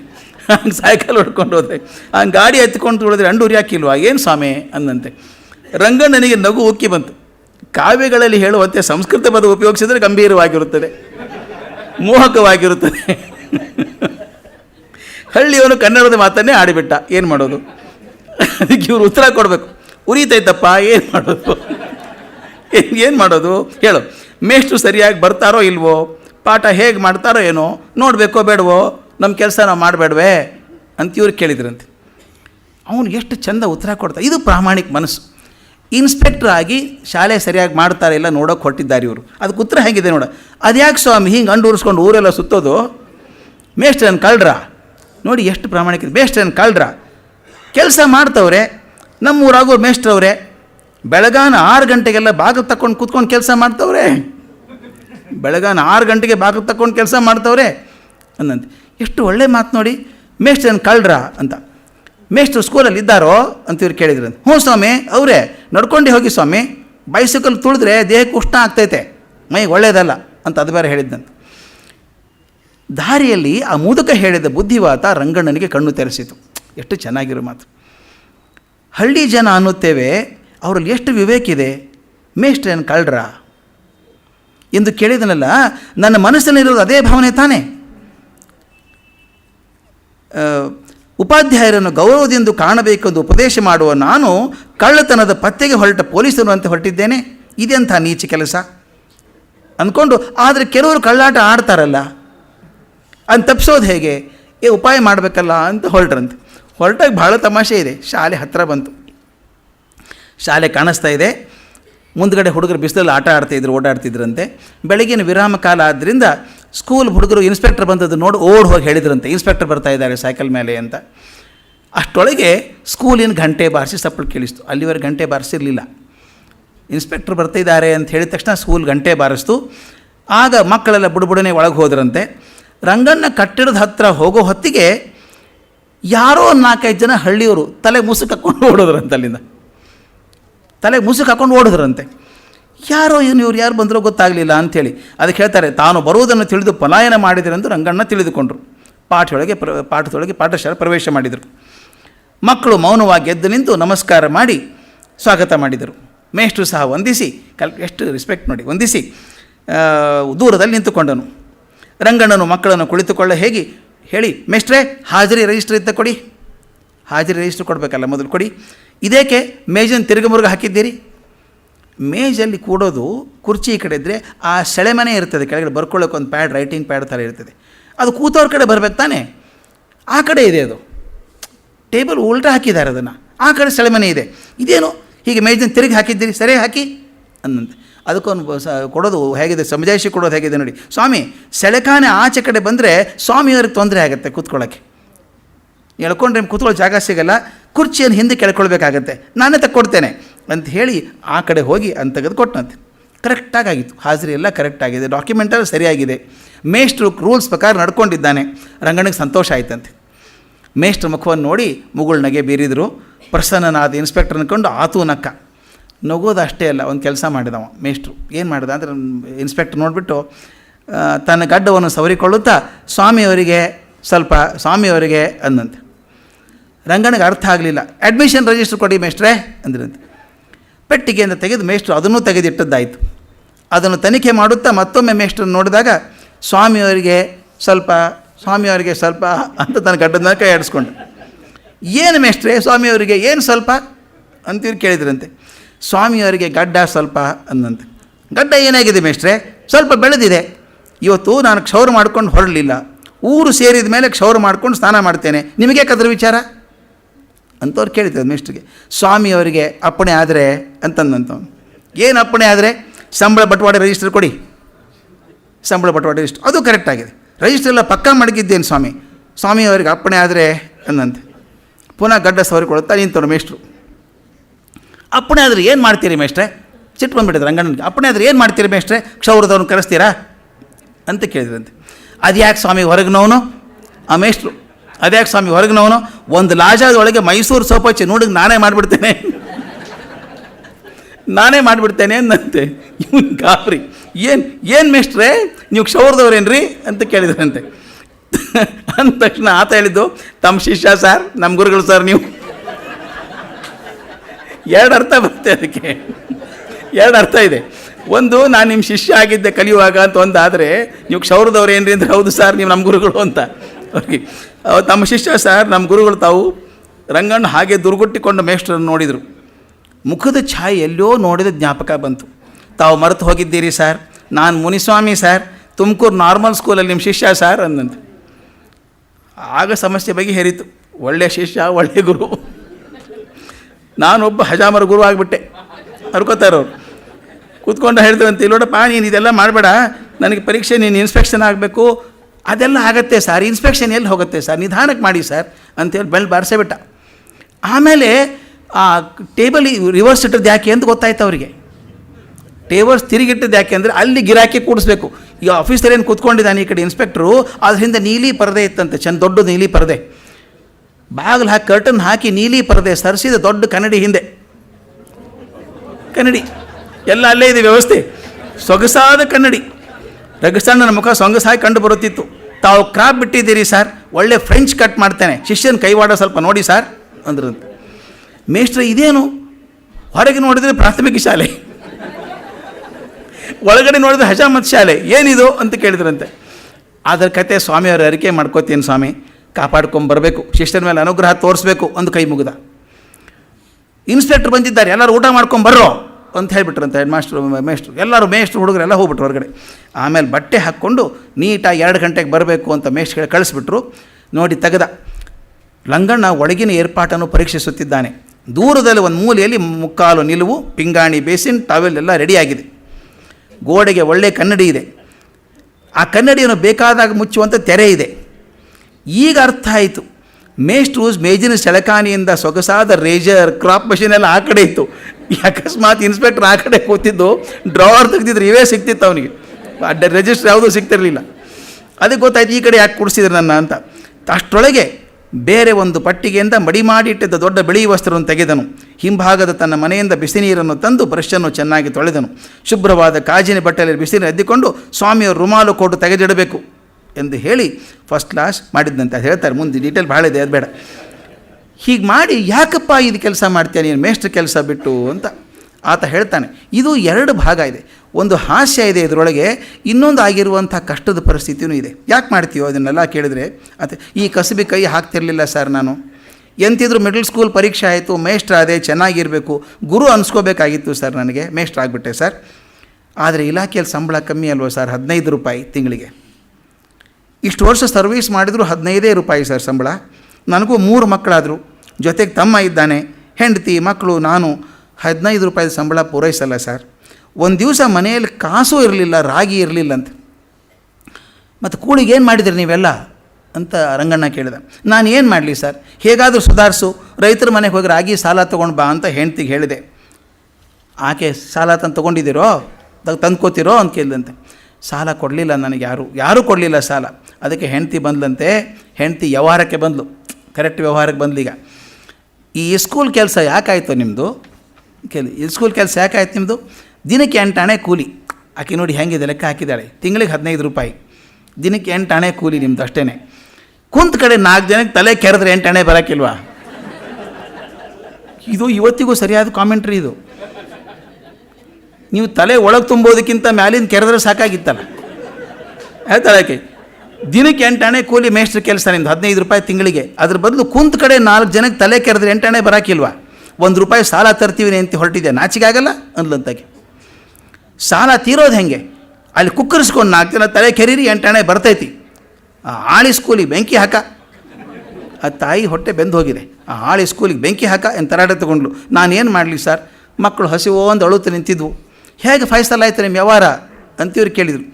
ಹೇಗೆ ಅಂತ ಹೇಳಿ ಸರ್, ಈ ಊರಲ್ಲಿ ಹುಡುಗರಿದ್ದಾರೆ, ಹಾಲು ಮಾರೋ ಹುಡುಗರು, ಊರು ಪೇಟೆ ಕಂಡವರು ಇಬ್ಬರು ನಮ್ಮ ಕೂಗಾಟ ಕೇಳಿ ಬಂದರು. ಯಾಕೆ ಬಂದ್ರಣ್ಣ ಇಲ್ಲಿಗೆ ಅಂತ ಕೇಳಿದ್ವಿ. ಕ್ರಾಪ್ ಗೀಪ್ ಹೊಡಿಬೇಕಾ ನಿಮಗೆ ಅಂತ ಕೇಳಿದೆ. ನೀನೇನು ಕ್ರಾಪ್ ಮಾಡ್ತೀಯ ಹಳ್ಳಿ ಹುಡುಗ ನೀನು ಅಂದರು. ನೋಡ್ರಯ್ಯ ಫ್ರೆಂಚ್ ಕಟ್ ಹೆಂಗೆ ಮಾಡ್ತೀನಿ ಅಂತ ಕೂತ್ಕೊಂಡು ಸರ ಒಬ್ರಿಗೆ ಅಮೇರಿಕ ಕಟ್, ಇನ್ನೊಬ್ರಿಗೆ ಫ್ರೆಂಚ್ ಕಟ್ ಕತ್ತರಿಸ್ಬಿಟ್ಟೆ. 10 ಆಣೆ ಕೊಟ್ಟರು ಸರ್ 2 ತಲೆಗೆ. ನೋಡಿ 2 ತಲೆಗೆ 10 ಆಣೆ ಬಂತು. ಆಕೆ 4-5 ಆಣೆ ಸಿಕ್ತೀವಿ ಅವನಿಗೆ. ಆಗ ನನ್ನ ಹೆಂಡತಿ ಕೈಗೆ 10 ಆಣೆ ಕೊಟ್ಟೆ. ಆಕೆ ಹೋಗಿ ರಾಗಿ ತಂದು ಅಡುಗೆ ಮಾಡಿದ್ಲು. ಅಂದಿನಿಂದ ಪಾಠೆ ಹಜಾಮತ್ ಶಾಲೆ ಆಯಿತೋ ಅಂತ ರಂಗಣ್ಣ ಕೇಳೋದು. ಇಲ್ಲ ಸರ್, 2 ದಿನ ಯಾರೂ ಬರಲಿಲ್ಲ ಸರ್. ಆದರೆ ಹುಡುಗರು ಕ್ರಾಪ್ ಮಾಡಿ ಕಳಿಸಿದ್ನಲ್ಲ, ಊರೆಲ್ಲ ಟಾಮ್ ಹೊಡ್ಕೊಂಬಂದ್ರು ಅವರು, ಚೆನ್ನಾಗಿ ಮಾಡ್ತಾನೆ ಇವನು ಅಂತ. ಆಮೇಲೆ ಸುತ್ತಮುತ್ತಲಿರುವಂಥ ಹುಡುಗ ಯುವಕರೆಲ್ಲ ಬರೋಕ್ಕೆ ಶುರು ಆಯಿತು. ಈಗ ರಂಗಣ್ಣಿಗೆ ಅರ್ಥ ಆಯಿತು, ಶಾಲೆ ಬಂದಾಗ 4 ಜನ ಮುಖ ಮುಚ್ಕೊಂಡು ಓಡ್ ಹೋದ್ರಲ್ಲ ಯಾರವರು ಅಂತ. ಇನ್ಸ್ಪೆಕ್ಟರ್ ಬರ್ತಾರೆ ಅಂತ ಗೊತ್ತಿಲ್ಲ ಅವನಿಗೆ, ಅವರು ಇದಕ್ಕೆ ಬಂದಿದ್ದಾರೆ. ಇನ್ಸ್ಪೆಕ್ಟರ್ ಬಂದರು ಅಂತ ತಕ್ಷಣ ಅವ್ನು ಓಡಿಸ್ಬಿಟ್ಟಿದ್ದಾನೆ ಅವ್ರನ್ನ. ಅರ್ಧ ಆಗಿದೆ ಮುಕ್ಕಾಲಾಗಿದೆ ಗೊತ್ತಿಲ್ಲ ಅವರಿಗೆ, ಮುಖ ಮುಚ್ಕೊಂಡು ಓಡೋದು. ಇನ್ಸ್ಪೆಕ್ಟರ್ ಬಂದಾಗ ಏನು ಮಾಡ್ತಾನೆ, ಅರ್ಧ ಮುಕ್ಕಾಲು ಓಡೋದು ಯಾರು. ಅದಕ್ಕೆ ಹೇಳ್ತಾನೆ, ಈಗ ಗಿರಾಶಿ ಜಾಸ್ತಿ ಆಗಿ ಹೋಯ್ತು ಸರ್, ಮೇಷ್ಟ್ರ ಕೆಲಸಕ್ಕೆ ರಾಜೀನಾಮೆ ಕೊಟ್ಟು ಕಟ್ಟಡದಲ್ಲಿ ಸಲೂನ್ ಮಾಡ್ಕೋಣ ಅಂದ್ಕೊಂಡಿದ್ದೀನಿ ಸರ್. ಕಟ್ಟಡ ಸಲೂನ್ ಮಾಡ್ಕೊಂತಿದ್ದೀನಿ, ರಾಜೀನಾಮೆ ಕೊಡ್ತೀರಾ ಮೇಷ್ಟ್ರೆ? ದಿನಕ್ಕೆ ಎಷ್ಟು ರೂಪಾಯಿ ಸಂಪಾದನೆ ಇದೆ ಈಗ ಅಂತ ಕೇಳಿದ್ರಂತೆ. ದಿನಕ್ಕೆ 2 ರೂಪಾಯಿ ಗಿಟ್ಟತ್ತೆ ಸರ್. ಇದು ನನಗೆ ಯಾಕೆ ಈ ಮಾತನ್ನು ಹೇಳ್ತಿದ್ದೀನಿ ಅಂದರೆ, ಈಗ ಸ್ವಲ್ಪ ವಾಸಿ, ಮೊದಲಿನ ಹಾಗೆ ಮೇಷ್ಟ್ರು ಬಡವರು ಅಂತ ಹೇಳಬೇಕಾಗಿಲ್ಲ. ನಾನು ಸ್ಕೂಲಲ್ಲಿದ್ದಾಗ ಒಂದು ಎಸೆ ಬರೆಯೋಕ್ಕೆ ಹೇಳಿದರು, ನನ್ನ ಕ್ಲಾಸ್ಮೇಟ್ ಇಲ್ಲೇ ಇದ್ದಾರೆ. ಬರೆದಾಗ ನಾನು ಇಂಗ್ಲೀಷ್ ಪಾಠ ಬರೆದಿದ್ದೆ. There was a poor teacher ಅಂತ ಬರೆದಿದ್ದೆ. ಬರೆದ ನಮ್ಮ ಇಂಗ್ಲೀಷ್ ಮೇಷ್ಟ್ರು, ಹೆಡ್ ಮಾಸ್ಟರ್ ಹೌದು, ಬೈದರು. I told you not to use 2 adjectives together ಅಂದರು. 2 ವಿಶೇಷಣ ನೀವು ಉಪಯೋಗಿಸಬಾರ್ದು ಒಂದಕ್ಕೊಂದು ಅಂತ ಹೇಳಿಲ್ಲ ನಿನಗೆ ಅಂದರು. ನಾನೆಲ್ಲಿ ಉಪಯೋಗಿಸಿದ್ದೀನಿ ಸರ್ ಅಂದೆ. ಏನು ಬರೆದಿದ್ಯಾ ನೀನು? There was a poor teacher ಅಂತ ಬರೆದಿದ್ಯಾ. ಟೀಚರ್ ಅಂದರೆ ಪುವರ್, ಮತ್ತೇನು ಪುವರ್ ಟೀಚರು? ಟೀಚರ್ ಅಂದರೆ ಪುವರ್, ಮತ್ತೇನು ಪುವರ್ ಟೀಚರ್? 2 ವಿಶೇಷಣ ಹಾಕಬಾರ್ದು ಅಂತ. ಈಗ ಹಾಗಿಲ್ಲ ಪರಿಸ್ಥಿತಿ, ಈಗ ಸ್ವಲ್ಪ ಸುಧಾರಿಸಿದೆ, ಸ್ವಲ್ಪ ಜಾಸ್ತಿ ಸುಧಾರಿಸ್ಬಿಟ್ಟಿದ್ದೇನೋ ಅಂತ ಅನಿಸುತ್ತೆ ಒಂದೊಂದು ಸಲ. ಆದರೆ ಆಗ ಆ ಕಷ್ಟ ಎಷ್ಟಿತ್ತು ಅಂತ ಅನ್ನೋದನ್ನು ಅವ್ರು ಹೇಗೆ ಹೇಳ್ತಾರೆ ನೋಡಿ. ಮೇಷ್ಟ್ರ ಆದವನಿಗೆ ದಿನಕ್ಕೆ 8 ಆಣೆ ಕೂಲಿ, ಆ ಹೆಂಡತಿ ಹೇಳಿದ ಹಾಗೆ ಬರೋದು. ಅವನು ಈ ಕ್ಷೌರ ಮಾಡಿದ್ರೆ ದಿನಕ್ಕೆ 2 ರೂಪಾಯಿ ಗಿಟ್ಟುತ್ತೆ ಸರ್, ನನ್ನ ಖರ್ಚು ದಿನಕ್ಕೆ 8 ಆಣೆ ಆಗುತ್ತೆ ಸರ್, ಒಟ್ಟು ತಿಂಗಳಿಗೆ 45 ರೂಪಾಯಿಗಳಿಗೆ ಮೋಸ ಇಲ್ಲ ಸರ್. ಈಗ ಮೇಷ್ಟ್ರ ಕೆಲಸ, ನನ್ನ ಕಸಬಿನ ಕೆಲಸ ಎರಡೂ ನಡೆಯೋದು ಕಷ್ಟ ಸರ್. ನೋಡಿ ಆ ಪ್ರಾಮಾಣಿಕತೆ ನೋಡಿ ನಡೆಸೋದು ಕಷ್ಟ ಸರ್. ಅದು ಅಲ್ಲದೆ ಶಾಲೆ ಹೊತ್ತಲ್ಲಿ ಕಸಬು ಮಾಡೋಕ್ಕಾಗೋಲ್ಲ ಸರ್. ಆದರೆ ಬೆಳಗ್ಗೆ 6:30ರಿಂದ 7:15ವರೆಗೂ ಮಾತ್ರ ಮಾಡ್ತೇನೆ ಸರ್, ಬೆಳಗ್ಗೆ. ಅದಕ್ಕೆ ಬಂದು ಜನ ಅದು. ಹೀಗಾಗಿ ಆ ಪರಿಸ್ಥಿತಿ ಹೇಗಿತ್ತು ಅಂತ ಇದು ಹಾಸ್ಯ ಪ್ರಸಂಗ. ಆದರೆ ಅದೇ ಥರ ದುಃಖ ಪ್ರಸಂಗ ತಕ್ಕ ತಂದುಬಿಡ್ತಾರೆ. ದುಃಖದ ಪರಿಸ್ಥಿತಿ ಎಷ್ಟು ಚೆಂದ ತರ್ತಾರೆ, ಅದು ದಯವಿಟ್ಟು ಓದಬೇಕಾದ್ರೆ ನೀವು. ಅದಕ್ಕೆ ನಾನು ತರ್ದು ಕೇಳ್ತೇನೆ, 1-2 ಸ್ಯಾಂಪಲ್ ತೋರಿಸಿದ್ರೆ ಪುಸ್ತಕ ಓದಬೇಕು ಅಂತ ಆಸೆ ಬರುತ್ತೆ. ತಿಪ್ಪೇನಹಳ್ಳಿಯ ಮೇಷ್ಟ್ರು ಅಂತ ಅದ್ರಲ್ಲಿ ಬರ್ತಾರೆ. ಒಂದು ಇನ್ಸ್ಪೆಕ್ಟರ್ ಇದ್ದರು, ಬ್ರಿಟಿಷ್ ಇನ್ಸ್ಪೆಕ್ಟ್ರು. ಅವ್ರೊಂದು ರೌಂಡ್ ಇನ್ಸ್ಪೆಕ್ಟ್ ಮಾಡ್ಕೊಂಬಂದಿದ್ದಾರೆ ಎಲ್ಲ ಶಿವಲಿಗಳಿಗೆ. ಟಕ ಹೋಗಿ ಇವರು ಸಸ್ಪೆಂಡ್ ಮಾಡಬೇಕು, ಇವರು ಡಿಸ್ಮಿಸ್ ಮಾಡಬೇಕು ಅಂತೆಲ್ಲ ರೆಕಮೆಂಡೇಷನ್. ಅವರಿಗೆ ಪರಿಸ್ಥಿತಿ ಅರ್ಥ ಇಲ್ಲ. ಅವರಿಗೆ ಹೋಗಿ ನೋಡಿದ್ದಾರೆ, ಆ ಶಾಲೆಯಲ್ಲಿ ಆ ರೂಲ್ ಪ್ರಕಾರ ಫಾಲೋ ಮಾಡ್ತಿಲ್ಲ, ಇದಿಲ್ಲ ಅದಿಲ್ಲ, ಅದನ್ನು ತೆಗೆದು ಹಾಕಿ, ಇದನ್ನು ಹಾಕಿ, ಜುಲ್ಮಾನಿ ಹಾಕಿ, 3 ರೂಪಾಯಿ 5 ರೂಪಾಯಿ ಹಾಕಿ ಅಂತ ಹಾಕಿದ್ದಾರೆ. ಯಾವುದೋ ಒಂದು ಶಾಲೆಯಲ್ಲಿ ಸಾಹೇಬರು ಕಠಿಣ ಚಿತ್ತರಾಗಿ ದುಡುಕಿ ಆಜ್ಞೆ ಮಾಡಿದ್ದಾರೆ ಎಂದು ರಂಗಣ್ಣ ವ್ಯಥೆಪಟ್ಟನು. ದಾಖಲೆಯಲ್ಲಿಲ್ಲದ ಮಕ್ಕಳನ್ನು ಪಾಠಶಾಲೆಯಲ್ಲಿ ಕೂಡಿಸಿಕೊಂಡಿದ್ದ ತಿಪ್ಪೇನಹಳ್ಳಿ ಮೇಷ್ಟ್ರಿಗೆ 3 ರೂಪಾಯಿ ದೊಡ್ಡ ಅಮೌಂಟು. ಆಗ 3 ರೂಪಾಯಿನ ದಂಡ ಹಾಕಿಬಿಟ್ಟಿದ್ದಾರೆ, ಜುಲ್ಮಾನಿ ಹಾಕಿಬಿಟ್ಟಿದ್ದಾರೆ. ಎದಕ್ಕೆ? ದಾಖಲಾತಿಯಲ್ಲಿ ಇಲ್ಲದೇ ಇರುವಂಥ ಮಕ್ಕಳು ಕೂತಿದ್ದಾರೆ ಕ್ಲಾಸಲ್ಲಿ ಅಂತ 3 ರೂಪಾಯಿ ದಂಡ. ಶತ್ರು ಎಂಬ ಪದವನ್ನು ಶತ್ರು ಎಂದು ಬರೆದಿದ್ದ ಸೀತಮ್ಮನಿಗೆ 3 ರೂಪಾಯಿ ಜುಲ್ಮಾನಿ ಹಾಕಿದ್ದಾರೆ. ಹಾಕೋಗ್ಬಿಟ್ಟಿದೆ, ಬ್ರಿಟಿಷ್ ಅಧಿಕಾರಿ ಹಾಕೋಗಿದ್ದಾರೆ. ಅದರಿಂದ ಮೇಷ್ಟ್ರು ಏನಾಗಿದೆ ನೋಡೋಣ, ಇನ್ನೂ ಇಷ್ಟು ಕೆಟ್ಟು ಹೋಗಿದೆಯಾ ಅಂತ ಹೋದ್ರಂತಲ್ಲಿ. ದಾರಿಯಲ್ಲಿ ಹೋಗುವಾಗ ನೋಡಿ ಹೇಗಿದೆ. ತಿಪ್ಪೇನಹಳ್ಳಿಯ ಮೇಷ್ಟ್ರು ನಿಜವಾಗಿಯೂ ರೂಲ್ಸ್ಗೆ ವಿರುದ್ಧವಾಗಿ ನಡೆಯುತ್ತಿದ್ದಾನೆಯೇ? ನಿಜವಾಗ್ಲೂ ಮಾಡ್ತಾನೆ ಅವನು, ನೋಡ್ಕೊಂಬರಬೇಕು. ಇನ್ನೂ ಇತರರು ಹಾಗೆ ದಾಖಲೆ ಇರೋದು ಮಕ್ಕಳನ್ನು ಯಾರ್ಯಾರು ಸೇರಿಸ್ಕೊಂಡಿದ್ದಾರೆ, ಯಾವ ಮಕ್ಕಳು ಅವರು ದಾಖಲೆ ಇಲ್ಲದೆ ಬರುವಂಥವ್ರು, ಅದನ್ನು ದುಡ್ಡು ತೊಗೊಂಡಿದ್ದಾನೆ ಅನ್ನೋ ಒಂದು ಸಂಶಯ. ಆಗಲೇ ಅವನು ಹಳ್ಳಿಯವನು ಹೇಳಿದ್ನಲ್ಲ, ಇನ್ಸ್ಪೆಕ್ಟರ್ ಮೇಷ್ಟ್ರನ್ನು ಕಳ್ರ ಸ್ವಾಮಿ ಅಂತ, ಕಳ್ಳರನ್ನು ನಂಬ್ಕೊಂಡೇ ಹೋಗೋದು ಇನ್ಸ್ಪೆಕ್ಷನ್ಗೆ ಹೋದಾಗ. ಹಾಗೆ ಹೋದರು. ಹೋಗಿ ಆ ತಿಪ್ಪೇನಹಳ್ಳಿ ಸುಮಾರು 9 ಗಂಟೆ ಹೊತ್ತಿಗೆ ಸೈಕಲ್ ಮೇಲೆ ಹೋದರು. ಇಳಿದು ನಾನು ಗೋಡೆಗೆ ಒರಗಿಸಿಟ್ರು ಸೈಕಲ್. ಮೇಷ್ಟ್ರು ವೆಂಕಣ್ಣ ಅಂತ ಹೆಸರು, ಭಯದಿಂದ ನಡುಗುತ್ತಾ ಹೊರಗೆ ಬಂದು ನಮಸ್ಕಾರ ಮಾಡಿದ. ಇನ್ಸ್ಪೆಕ್ಟರ್ ಕಂಡ ತಕ್ಷಣ ಭಯದಿಂದ, ಹಿಂದಿನ ದಿವಸನೇ ಜುಲ್ಮಾನೆ ಬಂದಿದೆಯಲ್ಲ, 3 ರೂಪಾಯಿ ಇದ್ದವನಿಗೆ. ಪಾಠಶಾಲೆಯ ಗೋಡೆಗೆ ನೋಟಿಸ್ ಬೋರ್ಡ್ ಸರಿಯಾಗಿ ಹಾಕಿತ್ತು. ಅದರ ಮೇಲೆ ಮಕ್ಕಳು ಸರಿಯಾಗಿ ಶಾಲೆಗೆ ಬರಬೇಕು, ಪಾಠ ಕಾಲದಲ್ಲಿ ಗ್ರಾಮಸ್ಥರು ಶಾಲೆ ಒಳಗೆ ಬರಕೂಡದು, ದಾಖಲೆ ಇಲ್ಲದ ಮಕ್ಕಳನ್ನು ಒಳಗೆ ಸೇರಿಸುವುದಿಲ್ಲ ಬೋರ್ಡ್ ಬರೆದಿದ್ದಾರೆ. ಸ್ಕೂಲಿನ ಒಪ್ಪಾರದಲ್ಲಿ ಗ್ರಾಮಸ್ಥರು ಯಾರೋ ಕುಳಿತು ಗಲಾಟೆ ಹರಟೆ ಹೊಡೆಯಬಾರದು, ಅದೆಲ್ಲ ಬರೆದು ಹಾಕಿದ್ದಾರೆ. ದಪ್ಪಕ್ಷರಗಳು ಬರೆದಿತ್ತು. ರಂಗಣ್ಣ ನೋಡಿ ತೃಪ್ತಿ ಪಟ್ಟುಕೊಂಡ. ಅಂತೂ ಹಾಕಿದ್ದಾನೆ, ರೂಲ್ಸ್ ಎಲ್ಲ ಹಾಕಿದ್ದಾನೆ ಹೊರಗಡೆ. ಮೇಷ್ಟ್ರೆ, ಹಿಂದೆ ಸಾಹೇಬರು ಬಂದಾಗಿ ಬೋರ್ಡ್ ಇರಲಿಲ್ವಾ ಅಂತ ಕೇಳಿದ್ರಂತೆ. ಮೇಷ್ಟ್ರು ಹಾಕಿದ್ದೇನು, ದಾಖಲೆಯಲ್ಲಿ ಇಲ್ಲದಂಥ ಮಕ್ಕಳನ್ನು ಸೇರಿಸ್ಕೊಂಡಿದ್ದಾರೆ ಇವರು ಅಂತ ನೀವು ಬೋರ್ಡ್ ಬರ್ತಿದ್ದೆ. ಆ ಬೋರ್ಡಲ್ಲಿ ಬರ್ದಿರು ಹಾಕಿರಲಿಲ್ವಾ? ಹಾಕಿದ್ದೆ ಸ್ವಾಮಿ, ಎಲ್ಲವನ್ನೂ ಹಾಕಿದ್ದೆ ಸ್ವಾಮಿ. ಏನು ಹಾಕಿದ್ರಿ? ಏನು ಸ್ವಾಮಿ? ನನ್ನ ಗ್ರಹಚಾರ, ತಮ್ಮ ಜುಲ್ಮಾನಿ ಆರ್ಡರ್ ನಿನ್ನೆ ನನ್ನ ಕೈಗೆ ತಲುಪ್ತು ಸ್ವಾಮಿ. ಅದು ನೋಡಿ ಎದೆ ಒಡೆದು ಹೋಯ್ತು ಸ್ವಾಮಿ. ಅನ್ನ ನೀರು ಮುಟ್ಟಿದ್ರೆ ಹೇಳಿ ಸ್ವಾಮಿ, ಆ ಸೂರ್ಯನಾರಾಯಣ ಆಣೆ ಸ್ವಾಮಿ, ಊಟ ಮಾಡಿಲ್ಲ ಸ್ವಾಮಿ ಅಂತ ಹೇಳಿದಂತೆ. ಅದಕ್ಕೆ ಇವ್ರು ಕೇಳಿದರು, ಹೌದು ಮೇಷ್ಟ್ರೆ, ತಪ್ಪು ಮಾಡುತ್ತೀರಿ, ಜುಲ್ಮಾನೆ ಬೀಳುತ್ತದೆ. ತಪ್ಪು ಮಾಡಿರ್ತಾನೆ ಜುಲ್ಮಾನೆ ಬರೋದು. ನೋಟಿಸ್ ಹಾಕಿದ್ದೀರಿ, ದಾಖಲೆ ಮಕ್ಕಳನ್ನು ಒಳಗೆ ಸೇರಿಸುವುದಿಲ್ಲ ಎಂದು. ಆದರೆ ಅಂಥ ಮಕ್ಕಳನ್ನು ಸೇರಿಸುತ್ತೀರಿ, ಸಾಹೇಬರು ತಾನೇ ಏನು ಮಾಡ್ತಾರೆ, ನಾನು ತಾನೇ ಏನು ಮಾಡಬಲ್ಲೆ ಅಂತ ರಂಗಣ್ಣ ಹೇಳಿದ. ಅದಕ್ಕೆ ಅವನು ಹೇಳಿ, ಹಾಗಲ್ಲ ಸ್ವಾಮಿ, ನನ್ನ ಮಕ್ಕಳನ್ನು ಸೇರಿಸ್ತಿಲ್ಲ ಸ್ವಾಮಿ, ಸ್ವಾಮಿ ಪರಾಂಬರಿಸಬೇಕು.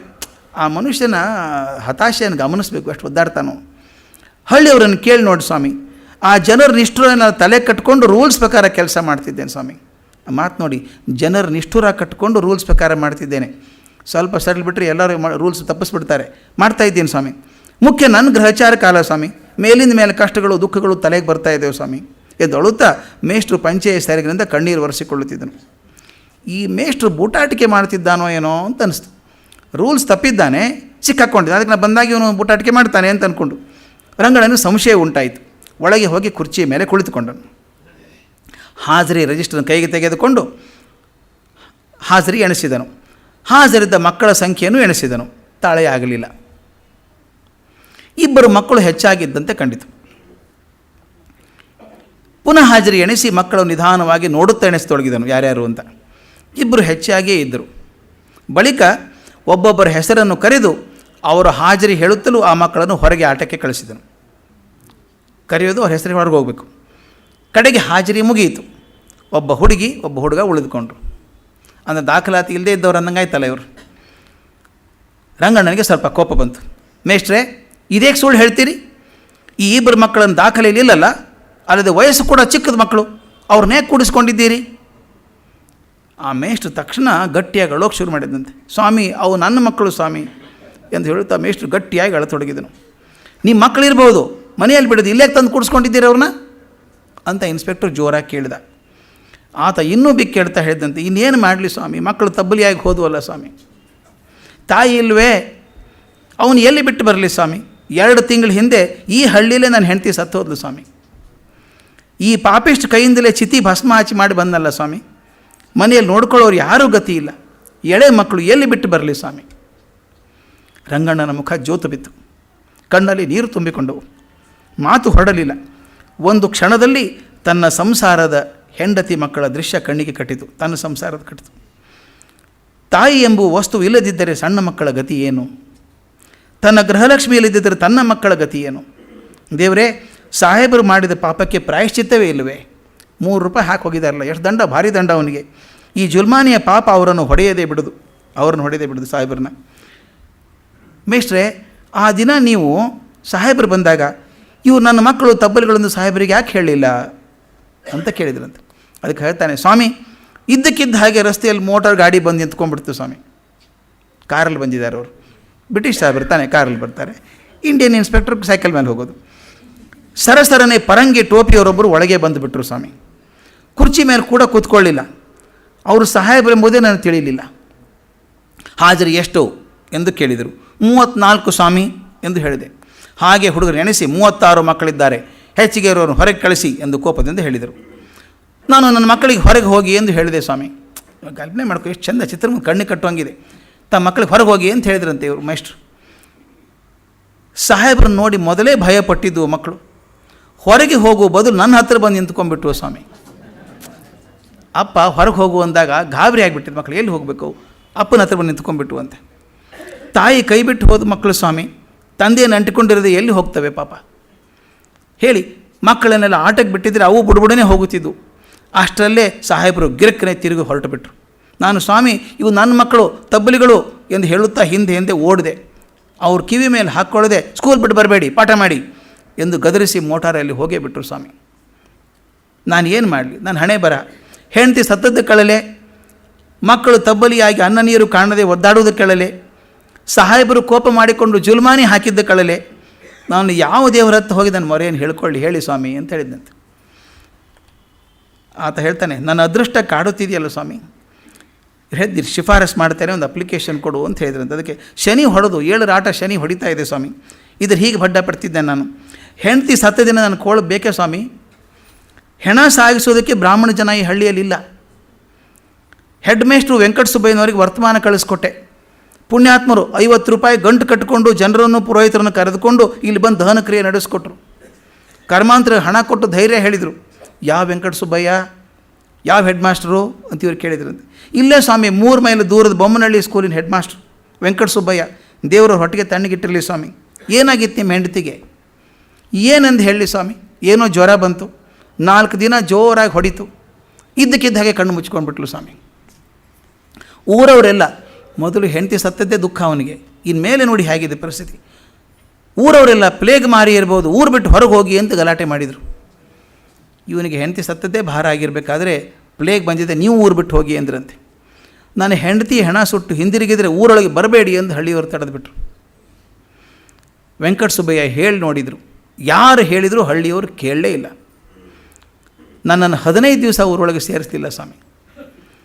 ನಾನು ಕಷ್ಟವನ್ನು ಆಲೋಚಿಸಿ ಸ್ವಾಮಿ, ಆ ಮಂಟಪದಲ್ಲಿ, ಸ್ಮಶಾನದ ಹತ್ರ ಮಂಟಪದಲ್ಲಿ ಅಡುಗೆ ಮಾಡಿಕೊಂಡು ಮಕ್ಕಳನ್ನ ಇಟ್ಕೊಂಡು ಮಲ್ಕೋತಾ ಇದ್ದೆ. 15 ದಿನ ಕಳೆದ ಮೇಲೆ ಊರಲ್ಲಿ ಎಲ್ಲಿಯೂ ಇಲಿ ಬೀಳದೆ ಜನ ಕಾಯಿಲೆ ಆಗದೆ ಇದ್ದುದನ್ನು ನೋಡಿ ಆಮೇಲೆ ಜನ ಊರೊಳಗೆ ಬಿಟ್ಟರು ನನ್ನ. ಅದು ನೋಡಿ ರಂಗಣ್ಣನಿಗಳು ಬಂದುಬಿಡ್ತು. ಆಗ ಹೋಯ್ತು ಮೇಷ್ಟ್ರೆ, ಇನ್ನೂ ನಿಮಗೆ ಸಣ್ಣ ವಯಸ್ಸು, 2ನೇ ಮದುವೆ ಮಾಡ್ಕೊಳ್ಳಿ, ದುಃಖ ಮರೆಯುತ್ತೆ, ಮಕ್ಕಳಿಗೂ ದಿಕ್ಕಾಗತ್ತೆ. ಈಗ ಇನ್ಸ್ಪೆಕ್ಟರ್ ಟೋನ್ ಹೋಯಿತು, ಸ್ನೇಹಿತನ ಟೋನ್ ಬಂತು. ಅವನು ಉತ್ತರ ನೋಡಿ ಎಷ್ಟು ಚೆನ್ನಾಗಿದೆ. ರಾಮ ಇನ್ನು ಆ ಯೋಚನೆ ಇಲ್ಲ ಸ್ವಾಮಿ, ಆಕೆಗೆ ನಾನು ವಂಚನೆ ಮಾಡೋದಿಲ್ಲ, ಮಕ್ಕಳಿಗೆ ಮೋಸ ಮಾಡೋದಿಲ್ಲ. ಇದೇನು ಹೀಗೆ ಹೇಳ್ತೀರಿ ಮೇಷ್ಟ್ರೆ? 2ನೇ ಮದುವೆ ಮಾಡಿಕೊಂಡ್ರೆ ಮೊದಲೇ ಹೆಂಡತಿಗೆ ವಂಚನೆ ಮಾಡಿದಾಗ ಆಗುತ್ತೆ, ಮಕ್ಕಳಿಗೆ ಮೋಸ ಆಗುತ್ತೆ, ದಿಕ್ಕಾಗೋದಿಲ್ವ ಮಕ್ಕಳಿಗೊಂದು? ಆತನ ಮಾತು ನೋಡಿ ಹೇಗೆ ಅಷ್ಟು ಬಡತನದಲ್ಲಿ ಕೂಡ ಒಂದು ಪರಿವಾರದ ಬಂಧ ಹೇಗಿರ್ತದೆ, ಆ ಗಂಡ ಹೆಂಡತಿ ಸಂಬಂಧ ಹೇಗಿರ್ತದೆ ಅಂತ. ಸ್ವಾಮಿ, ಇತರರ ಮಾತನ್ನು ನಾನೇತೆ ಕಾಡಲಿ ಸ್ವಾಮಿ, ನನ್ನ ಮಾತು ಹೇಳ್ತೇನೆ. ನಾನು ಸಂಸಾರ ಸುಖ ನೋಡಿದ್ದಾಯಿತು ಸ್ವಾಮಿ. ವೈನವಾದ ಹೆಂಡತಿ ಇದ್ದರೆ ಬಡತನ ದುಃಖ ಕಾಣಿಸೋದಿಲ್ಲ. ಎಷ್ಟು ಚೆನ್ನಾಗಿರೋ ಮಾತು ಗೊತ್ತಾ? ವೈನಾದ ಹೆಂಡತಿ ಇದ್ದರೆ ಬಡತನ ದುಃಖ ಕಾಣಿಸೋದಿಲ್ಲ. ಅದಕ್ಕೆ ಬಹುಶಃ KS ನರಸಿಂಹಸ್ವಾಮಿಯವರು ಹೇಳಿದ್ದು ಅನಿಸುತ್ತೆ, ನನಗದೇ ಕೋಟಿ ರೂಪಾಯಿ ಅಂತ. ಹೆಂಡತಿಯೊಬ್ಬಳು ಮನೆಯೊಳಗಿದ್ದರೆ ನನಗದೇ ಕೋಟಿ ರೂಪಾಯಿ, ಹೆಂಡತಿ ಒಲುಮೆಯ ಭಾಗ್ಯವನ್ನರಿಯದ ಗಂಡಿಗೆ ಜಯವಿಲ್ಲ ಅಂತ ಡೆಫಿನಿಷನ್ ಹೇಳಿಬಿಟ್ರು. ಹೇಳ್ತಾನೆ, ನಾನು ಬಡವ, 15 ರೂಪಾಯಿ ಸಂಬಳ ಎಂಬ ಚಿಂತೆಯೇ ನನಗಿರಲಿಲ್ಲ ಸ್ವಾಮಿ. ದೇವರಾಣಿಗೂ ಹೇಳ್ತೇನೆ, ಹೇಗೆ ತಾನೇ ಸಂಸಾರ ನಡೆಸ್ತಿದ್ಲು ಆಕೆ ಗೊತ್ತಿಲ್ಲ. ಸೀರೆ ಬೇಕು ಅಂತ ಕೇಳಿದವಳಲ್ಲ, ಒಡವೆ ಬೇಕು ಅಂತ ಕೇಳಿದವಳಲ್ಲ, ಮನೆಯಲ್ಲಿ ಉಪ್ಪಿಲ್ಲ ಅಕ್ಕಿ ಇಲ್ಲ ಎಂದು ಒಂದು ದಿನವಾದರೂ ಹೇಳಿದವಳಲ್ಲ, ಮುಖವನ್ನು ಸಿಡುಕು ಮಾಡಿಕೊಂಡವಳೇ ಅಲ್ಲ. ಅಂಥ ಹೆಂಡತಿಯವರು ಸಂಸಾರ ಮಾಡಿ ಅದನ್ನು ಮರೆಯೋದು ಉಂಟೆ ಸ್ವಾಮಿ? ನಾನು ಮನುಷ್ಯನೇ ಸ್ವಾಮಿ. ದೃಢ ಸಂಕಲ್ಪ ಮಾಡಿದ್ದೇನೆ ಸ್ವಾಮಿ. ಒಂದು ವೇಳೆ ಮದುವೆ ಆದೆ ಅಂತ ಇಟ್ಕೊಳ್ಳಿ, ಬಂದವಳು ಹೀಗೆ ನೋಡ್ಕೋತಾಳೆ ಮಕ್ಕಳನ್ನ ಅಂದ್ಕೊಂಡು ಹೇಳ್ತಾರೆ, ದೃಢ ಸಂಕಲ್ಪ ಮಾಡಿಬಿಟ್ಟಿದ್ದೇನೆ ಸ್ವಾಮಿ. ಮುತ್ತಿನಂಥ ಮಕ್ಕಳು, ಒಂದು ಗಂಡು ಒಂದು ಹೆಣ್ಣು, ಇವರು ಆರೈಕೆ ಮಾಡಿ ನಾನೇ ಮನವಾರೆ ಮಾಡ್ತೇನೆ, ಮತ್ತೊಬ್ಬರ ಕೈಗೆ ಮಕ್ಕಳನ್ನು ಒಪ್ಪಿಸೋದಿಲ್ಲ ಅಂದಾಗ ಹೇಳ್ತಾರೆ, ನನ್ನಿಂದ ಏನಾದರೂ ಸಹಾಯ ಬೇಕೇ ಮೇಷ್ಟ್ರೆ ಅಂತ ಇನ್ಸ್ಪೆಕ್ಟರ್ ಕೇಳೋದು. ಇನ್ಸ್ಪೆಕ್ಷನ್ ಮಾಡಲಿಕ್ಕೆ ಹೋದವರು ಸಹಾಯ ಮಾಡೋಕ್ಕೆ ಹೋಗ್ತಾರೆ. ಏನು ಸಹಾಯ ಕೇಳಲಿ ಸ್ವಾಮಿ? ಸಾಧ್ಯವಾದರೆ ಜುಲ್ಮಾನೆ ವಜಾ ಮಾಡಿಸಿ ನನ್ನ ಮಾನ ಉಳಿಸಿ. ಇದು ಯಾಕೆ ಹೇಳ್ತೀನಿ ಅಂದರೆ, ಆತನ ದುಡ್ಡಿನ 3 ರೂಪಾಯಿದಕ್ಕಿಂತ ಮಾನ ಹೋದದ್ದು ಹೆಚ್ಚಾಗಿದೆ. ಅದು ಬರಿತಾನೆ, ಜುಲ್ಮಾನೆ ವಜಾ ಮಾಡಿಸಿ ನನ್ನ ಮಾನ ಉಳಿಸಿ. ಹೆಂಡತಿ ಸತ್ತಾಗಿಟ್ಟು ಸಂಕಟ ಆಗಲಿಲ್ಲ ಸ್ವಾಮಿ, ಜುಲ್ಮಾನೆಯಿಂದ ಮಾನ ಹೋದದಕ್ಕೆ ಹೆಚ್ಚು ಸಂಕಟ ಆಗಿದೆ. ಮಾನಕ್ಕೆ ಅಂಜುವಂಥ ಜನ. ಬಡತನಕ್ಕೂ ಮಾನಕ್ಕೂ ಏನೂ ಸಂಬಂಧ ಇಲ್ಲ. ಅದಕ್ಕೆ ಹೇಳ್ತಾರೆ, ಜುಲ್ಮಾನಿಯಿಂದ ಮಾನ ಹೋದದ್ದು ಹೆಚ್ಚು ಸಂಕಟವಾಗಿದೆ. ಅಷ್ಟೇ ಸ್ವಾಮಿ, 2 ದಿನ ಕಷ್ಟ ಅನುಭವಿಸ್ತೇನೆ, ಅಕ್ಕ ವಿಧಿ ಒಬ್ಬಳಿದ್ದಾಳೆ, ಕಾಗದ ಬರೆದಿದ್ದೇನೆ, ಆಕೆ ಬಂದರೆ ಮಕ್ಕಳು ದಿಕ್ಕಾಗತ್ತೆ, ಹಾಗೆ ಬದುಕೊಂಡಿರ್ತೇನೆ, ಕೊನೆಗೆ ಹೋಗ್ತಿರ್ಬೇಕಾದ್ರೆ ಅಂತ ಹೇಳಿದ್ರಂತೆ. ಸಾಧ್ಯ ಆದರೆ ನಾನು ಸ್ವಲ್ಪ ವರ್ಗ ಮಾಡಿಸ್ಬಿಡಿ ಸ್ವಾಮಿ ಇಲ್ಲಿಂದ ಬೇರೆ ಊರಿಗೆ, ಯಾಕಂದರೆ ಈ ಊರಲ್ಲಿ ಆ ಮನೇಲಿ ಇರೋಕ್ಕಾಗಲ್ಲ ಆಕೆ ಇಲ್ಲದೇನೆ ಅಂತ ಅದು ಹೇಳ್ತಾರೆ. ರಂಗಣ್ಣ ಹೇಳಿದಂತೆ, ಆಗಲಿ ಮೇಷ್ಟ್ರು ವರ್ಗ ಮಾಡ್ತೇನೆ, ಆದರೆ ಆಲೋಚನೆ ಮಾಡ್ಕೊಳ್ಳಿ, ಒಳ್ಳೆ ಹೆಂಡತಿ ಸಿಗ್ಬೋದು ಮತ್ತೊಂದು ಮಾಡ್ಕೊಂಡ್ರೆ ಅಂತ ಇವ್ರು ಹೇಳಿ ಬಂದರು. ರಂಗಣ್ಣನ ಕನಸಿನ ದಿನಗಳು ಓದ್ತಾ ಹೋದರೆ ಒಂದೊಂದು ಲೇಖನ ಅದ್ಭುತವಾದ ಲೇಖನ. ಒಬ್ಬ ಇನ್ಸ್ಪೆಕ್ಟರ್ ಆದವನು ಯಾವ ಪ್ರೀತಿಯಿಂದ ನೋಡಿಕೊಂಡಾಗ ನಿಜವಾದ ಇನ್ಸ್ಪೆಕ್ಷನ್ ಆಗುತ್ತೆ ಅಂತ. ನಮ್ಮಲ್ಲಿ 2 ಮಾತಿದೆ, ಎನ್ಕ್ವೈರಿ ಇನ್ಕ್ವೈರಿ ಅಂತ 2 ಮಾತಿದೆ. ಸಾಮಾನ್ಯವಾಗಿ ಯಾವಾಗಲೂ ಎನ್ಕ್ವೈರಿ ಅಂತೆ ಅನ್ನೋದು. ಎನ್ಕ್ವೈರಿಯಿಂದ ತಪ್ಪು ಹಿಡಿಯೋ ಕೆಲಸ, ಏನು ಆಗಿದೆಯಲ್ಲ ಒಂದು ಎನ್ಕ್ವೈರಿ ಮಾಡಿರಿ ಅಂದರೆ ಬಲಿ ಹಾಕ್ರಿ ಅವ್ರನ್ನ ಅಂತ. ಇನ್ಕ್ವೈರಿ ಈಸ್ ಇಂಟ್ರಾಸ್ಪೆಕ್ಷನ್, ಅಂತರೀಕ್ಷಣೆ. ರಂಗಣ್ಣ ಎನ್ಕ್ವೈರಿ ಮಾಡೋಕ್ಕೆ ಹೋಗಿ ಇನ್ಕ್ವೈರಿ ಮಾಡ್ಕೊಂಡು ಬಂದದ್ದು.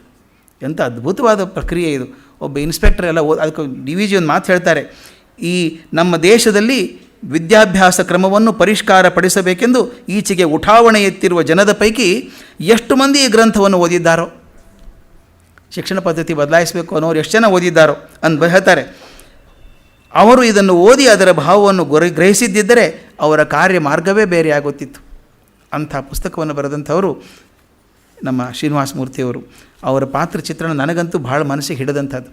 DVG 4-5 ಪುಟ ಬರೆದರೂ ಕೂಡ ಆ ಶಿಲ್ಪವನ್ನು ಕೆತ್ತಿಟ್ಟಿದ್ದಾರೆ ಕಣ್ಣು ಮುಂದೆ. ಇನ್ನೊಂದು ಪಾತ್ರವನ್ನು ಪರಿಚಯ ಮಾಡಿ ನಿಲ್ಲಿಸ್ಬಿಡ್ತೇನೆ. ಭಾಳ ದೊಡ್ಡ ಪಾತ್ರ ಅದು. ರಾಯ್ ಬಹದ್ದೂರ್ ಅರ್ಕಾಟ್ ಶ್ರೀನಿವಾಸಾಚಾರ್ಯರು.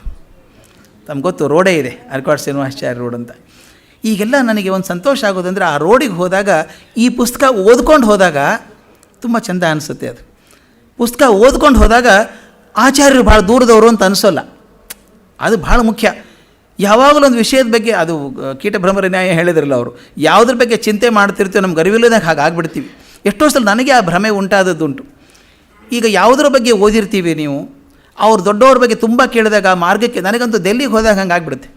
ಡೆಲ್ಲಿಗೆ ಹೋದಾಗ ಅಲ್ಲಿ ರೋಡ್ ಬರೆದಿದ್ದಾರೆ, ಆ ರೋಡ್ ಹೆಸರಿಟ್ಟಿದ್ದಾರೆ, ಎಲ್ಲರದ್ದು ರೋಡ್ ಇಟ್ಟಿದ್ದಾರೆ. ಅವ್ರ ಮನೆ ಹತ್ತಿರ ಪಟೇಲ್ ರೀ ಮನೆಯಲ್ಲಿದ್ದರು, ಈ ಮನೆಯಲ್ಲಿ ರಾಜೀವ್ ಗಾಂಧಿ, ಈ ಮನೆಯಲ್ಲಿ ಇಂದಿರಾ ಗಾಂಧಿ ಇದ್ದರು, ಇನ್ನೂ ಗಾಂಧಿ ಇಲ್ಲಿದ್ದರು, ಇದು ಸಮಾಧಿ, ಇಲ್ಲೆಲ್ಲ ತೊಡ್ಕೊಂಡು ಹೋದಾಗ ಒಂದು ಕ್ಷಣ ನಾನು ವಿದ್ಯಾರ್ಥಿಗಳು ಕರ್ಕೊಂಡು ಹೋದಾಗ ಮಾಡಿದ್ದೆ. ನಾನು ಡೆಲ್ಲಿಗೆ ಹೋದಾಗ ರಾಜ್ಘಾಟಿಗೆ ಹೋದಾಗ 100 ಜನ ಕಾಲೇಜ್ ಹೆಣ್ಮಕ್ಳು ಬಂದಿದ್ದಾರೆ. ಆ ಗಾಂಧಿ ಸಮಾಧಿ ಹತ್ರ ಹೋಗ್ಬೇಕಾದ್ರೆ ಚಪ್ಪಲಿ ಬಿಟ್ಟು ಹೋಗಬೇಕು. ಯಾರೂ ಅಲ್ಲಿ ಅನೌನ್ಸ್ ಮಾಡಲಿಲ್ಲ ಗದ್ದಲ ಮಾಡಬೇಡಿ ಅಂತ. ಅವ್ರು ಯಾರೂ ಗದ್ದಲ ಮಾಡಲ್ಲ, ನೋಡಿದ್ದೀರಾ ಅಲ್ಲಿ ನಿಂತ್ಕೊಂಡ್ರು. ನನಗೆ ಒಂದು ಕ್ಷಣ ನನಗೆ ಅಲ್ಲಿ ಸ್ವಲ್ಪ ಭಾವಾವೇಶ ಆಗುತ್ತೆ. ದಿಲ್ಲಿಗೆ ಹೋದಾಗ ನಾನು ಮೊದಲೇ ಕೆಲಸ ಮಾಡೋದು ಗಾಂಧಿ ಸಮಾಧಿಗೆ ಹೋಗೋದು, ಮೊದಲೇ ಕೆಲಸ ನಮಸ್ಕಾರ ಮಾಡಿ ಹೊರಡೋದು. ಆ ಹುಡುಗರಿಗೆ ಹೇಳಿದೆ, ಆ ಕಾಲೇಜ್ ಮಕ್ಕಳಿಗೆ ಅದು ಗೊತ್ತಾಗಬೇಕು ಅಂತ. ನಾನಿದು ಕಲ್ಪನೆ ಮಾಡ್ಕೊಳ್ಳಿ, 1948ನೇ ಇಸ್ವಿ ಜನವರಿ 31ಕ್ಕೆ ಹತ್ಯೆ ಆಯಿತು ಗಾಂಧೀಜಿದು.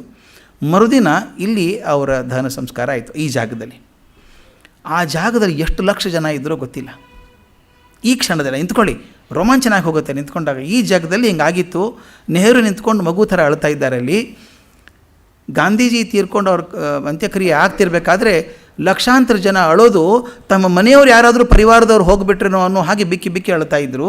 ಆ ಜಾಗದಲ್ಲಿ ನಿಂತಿದ್ದೀರಿ, ನೆನಪು ಮಾಡ್ಕೊಳ್ಳಿ ಅಂತ ಹೇಳಿದೆ. ಹೇಳಿಬಿಟ್ಟು ಅದು ಸ್ವಲ್ಪ ಕಾಮೆಂಟ್ರಿ ಇತ್ತು, ಅದನ್ನು ತೋರಿಸಿದೆ ನಾನು. ಎಷ್ಟು ಜನ ಮಕ್ಕಳು ಅಳಬೇಕು ಅದನ್ನು ನೆನೆಸ್ಕೊಂಡವರು.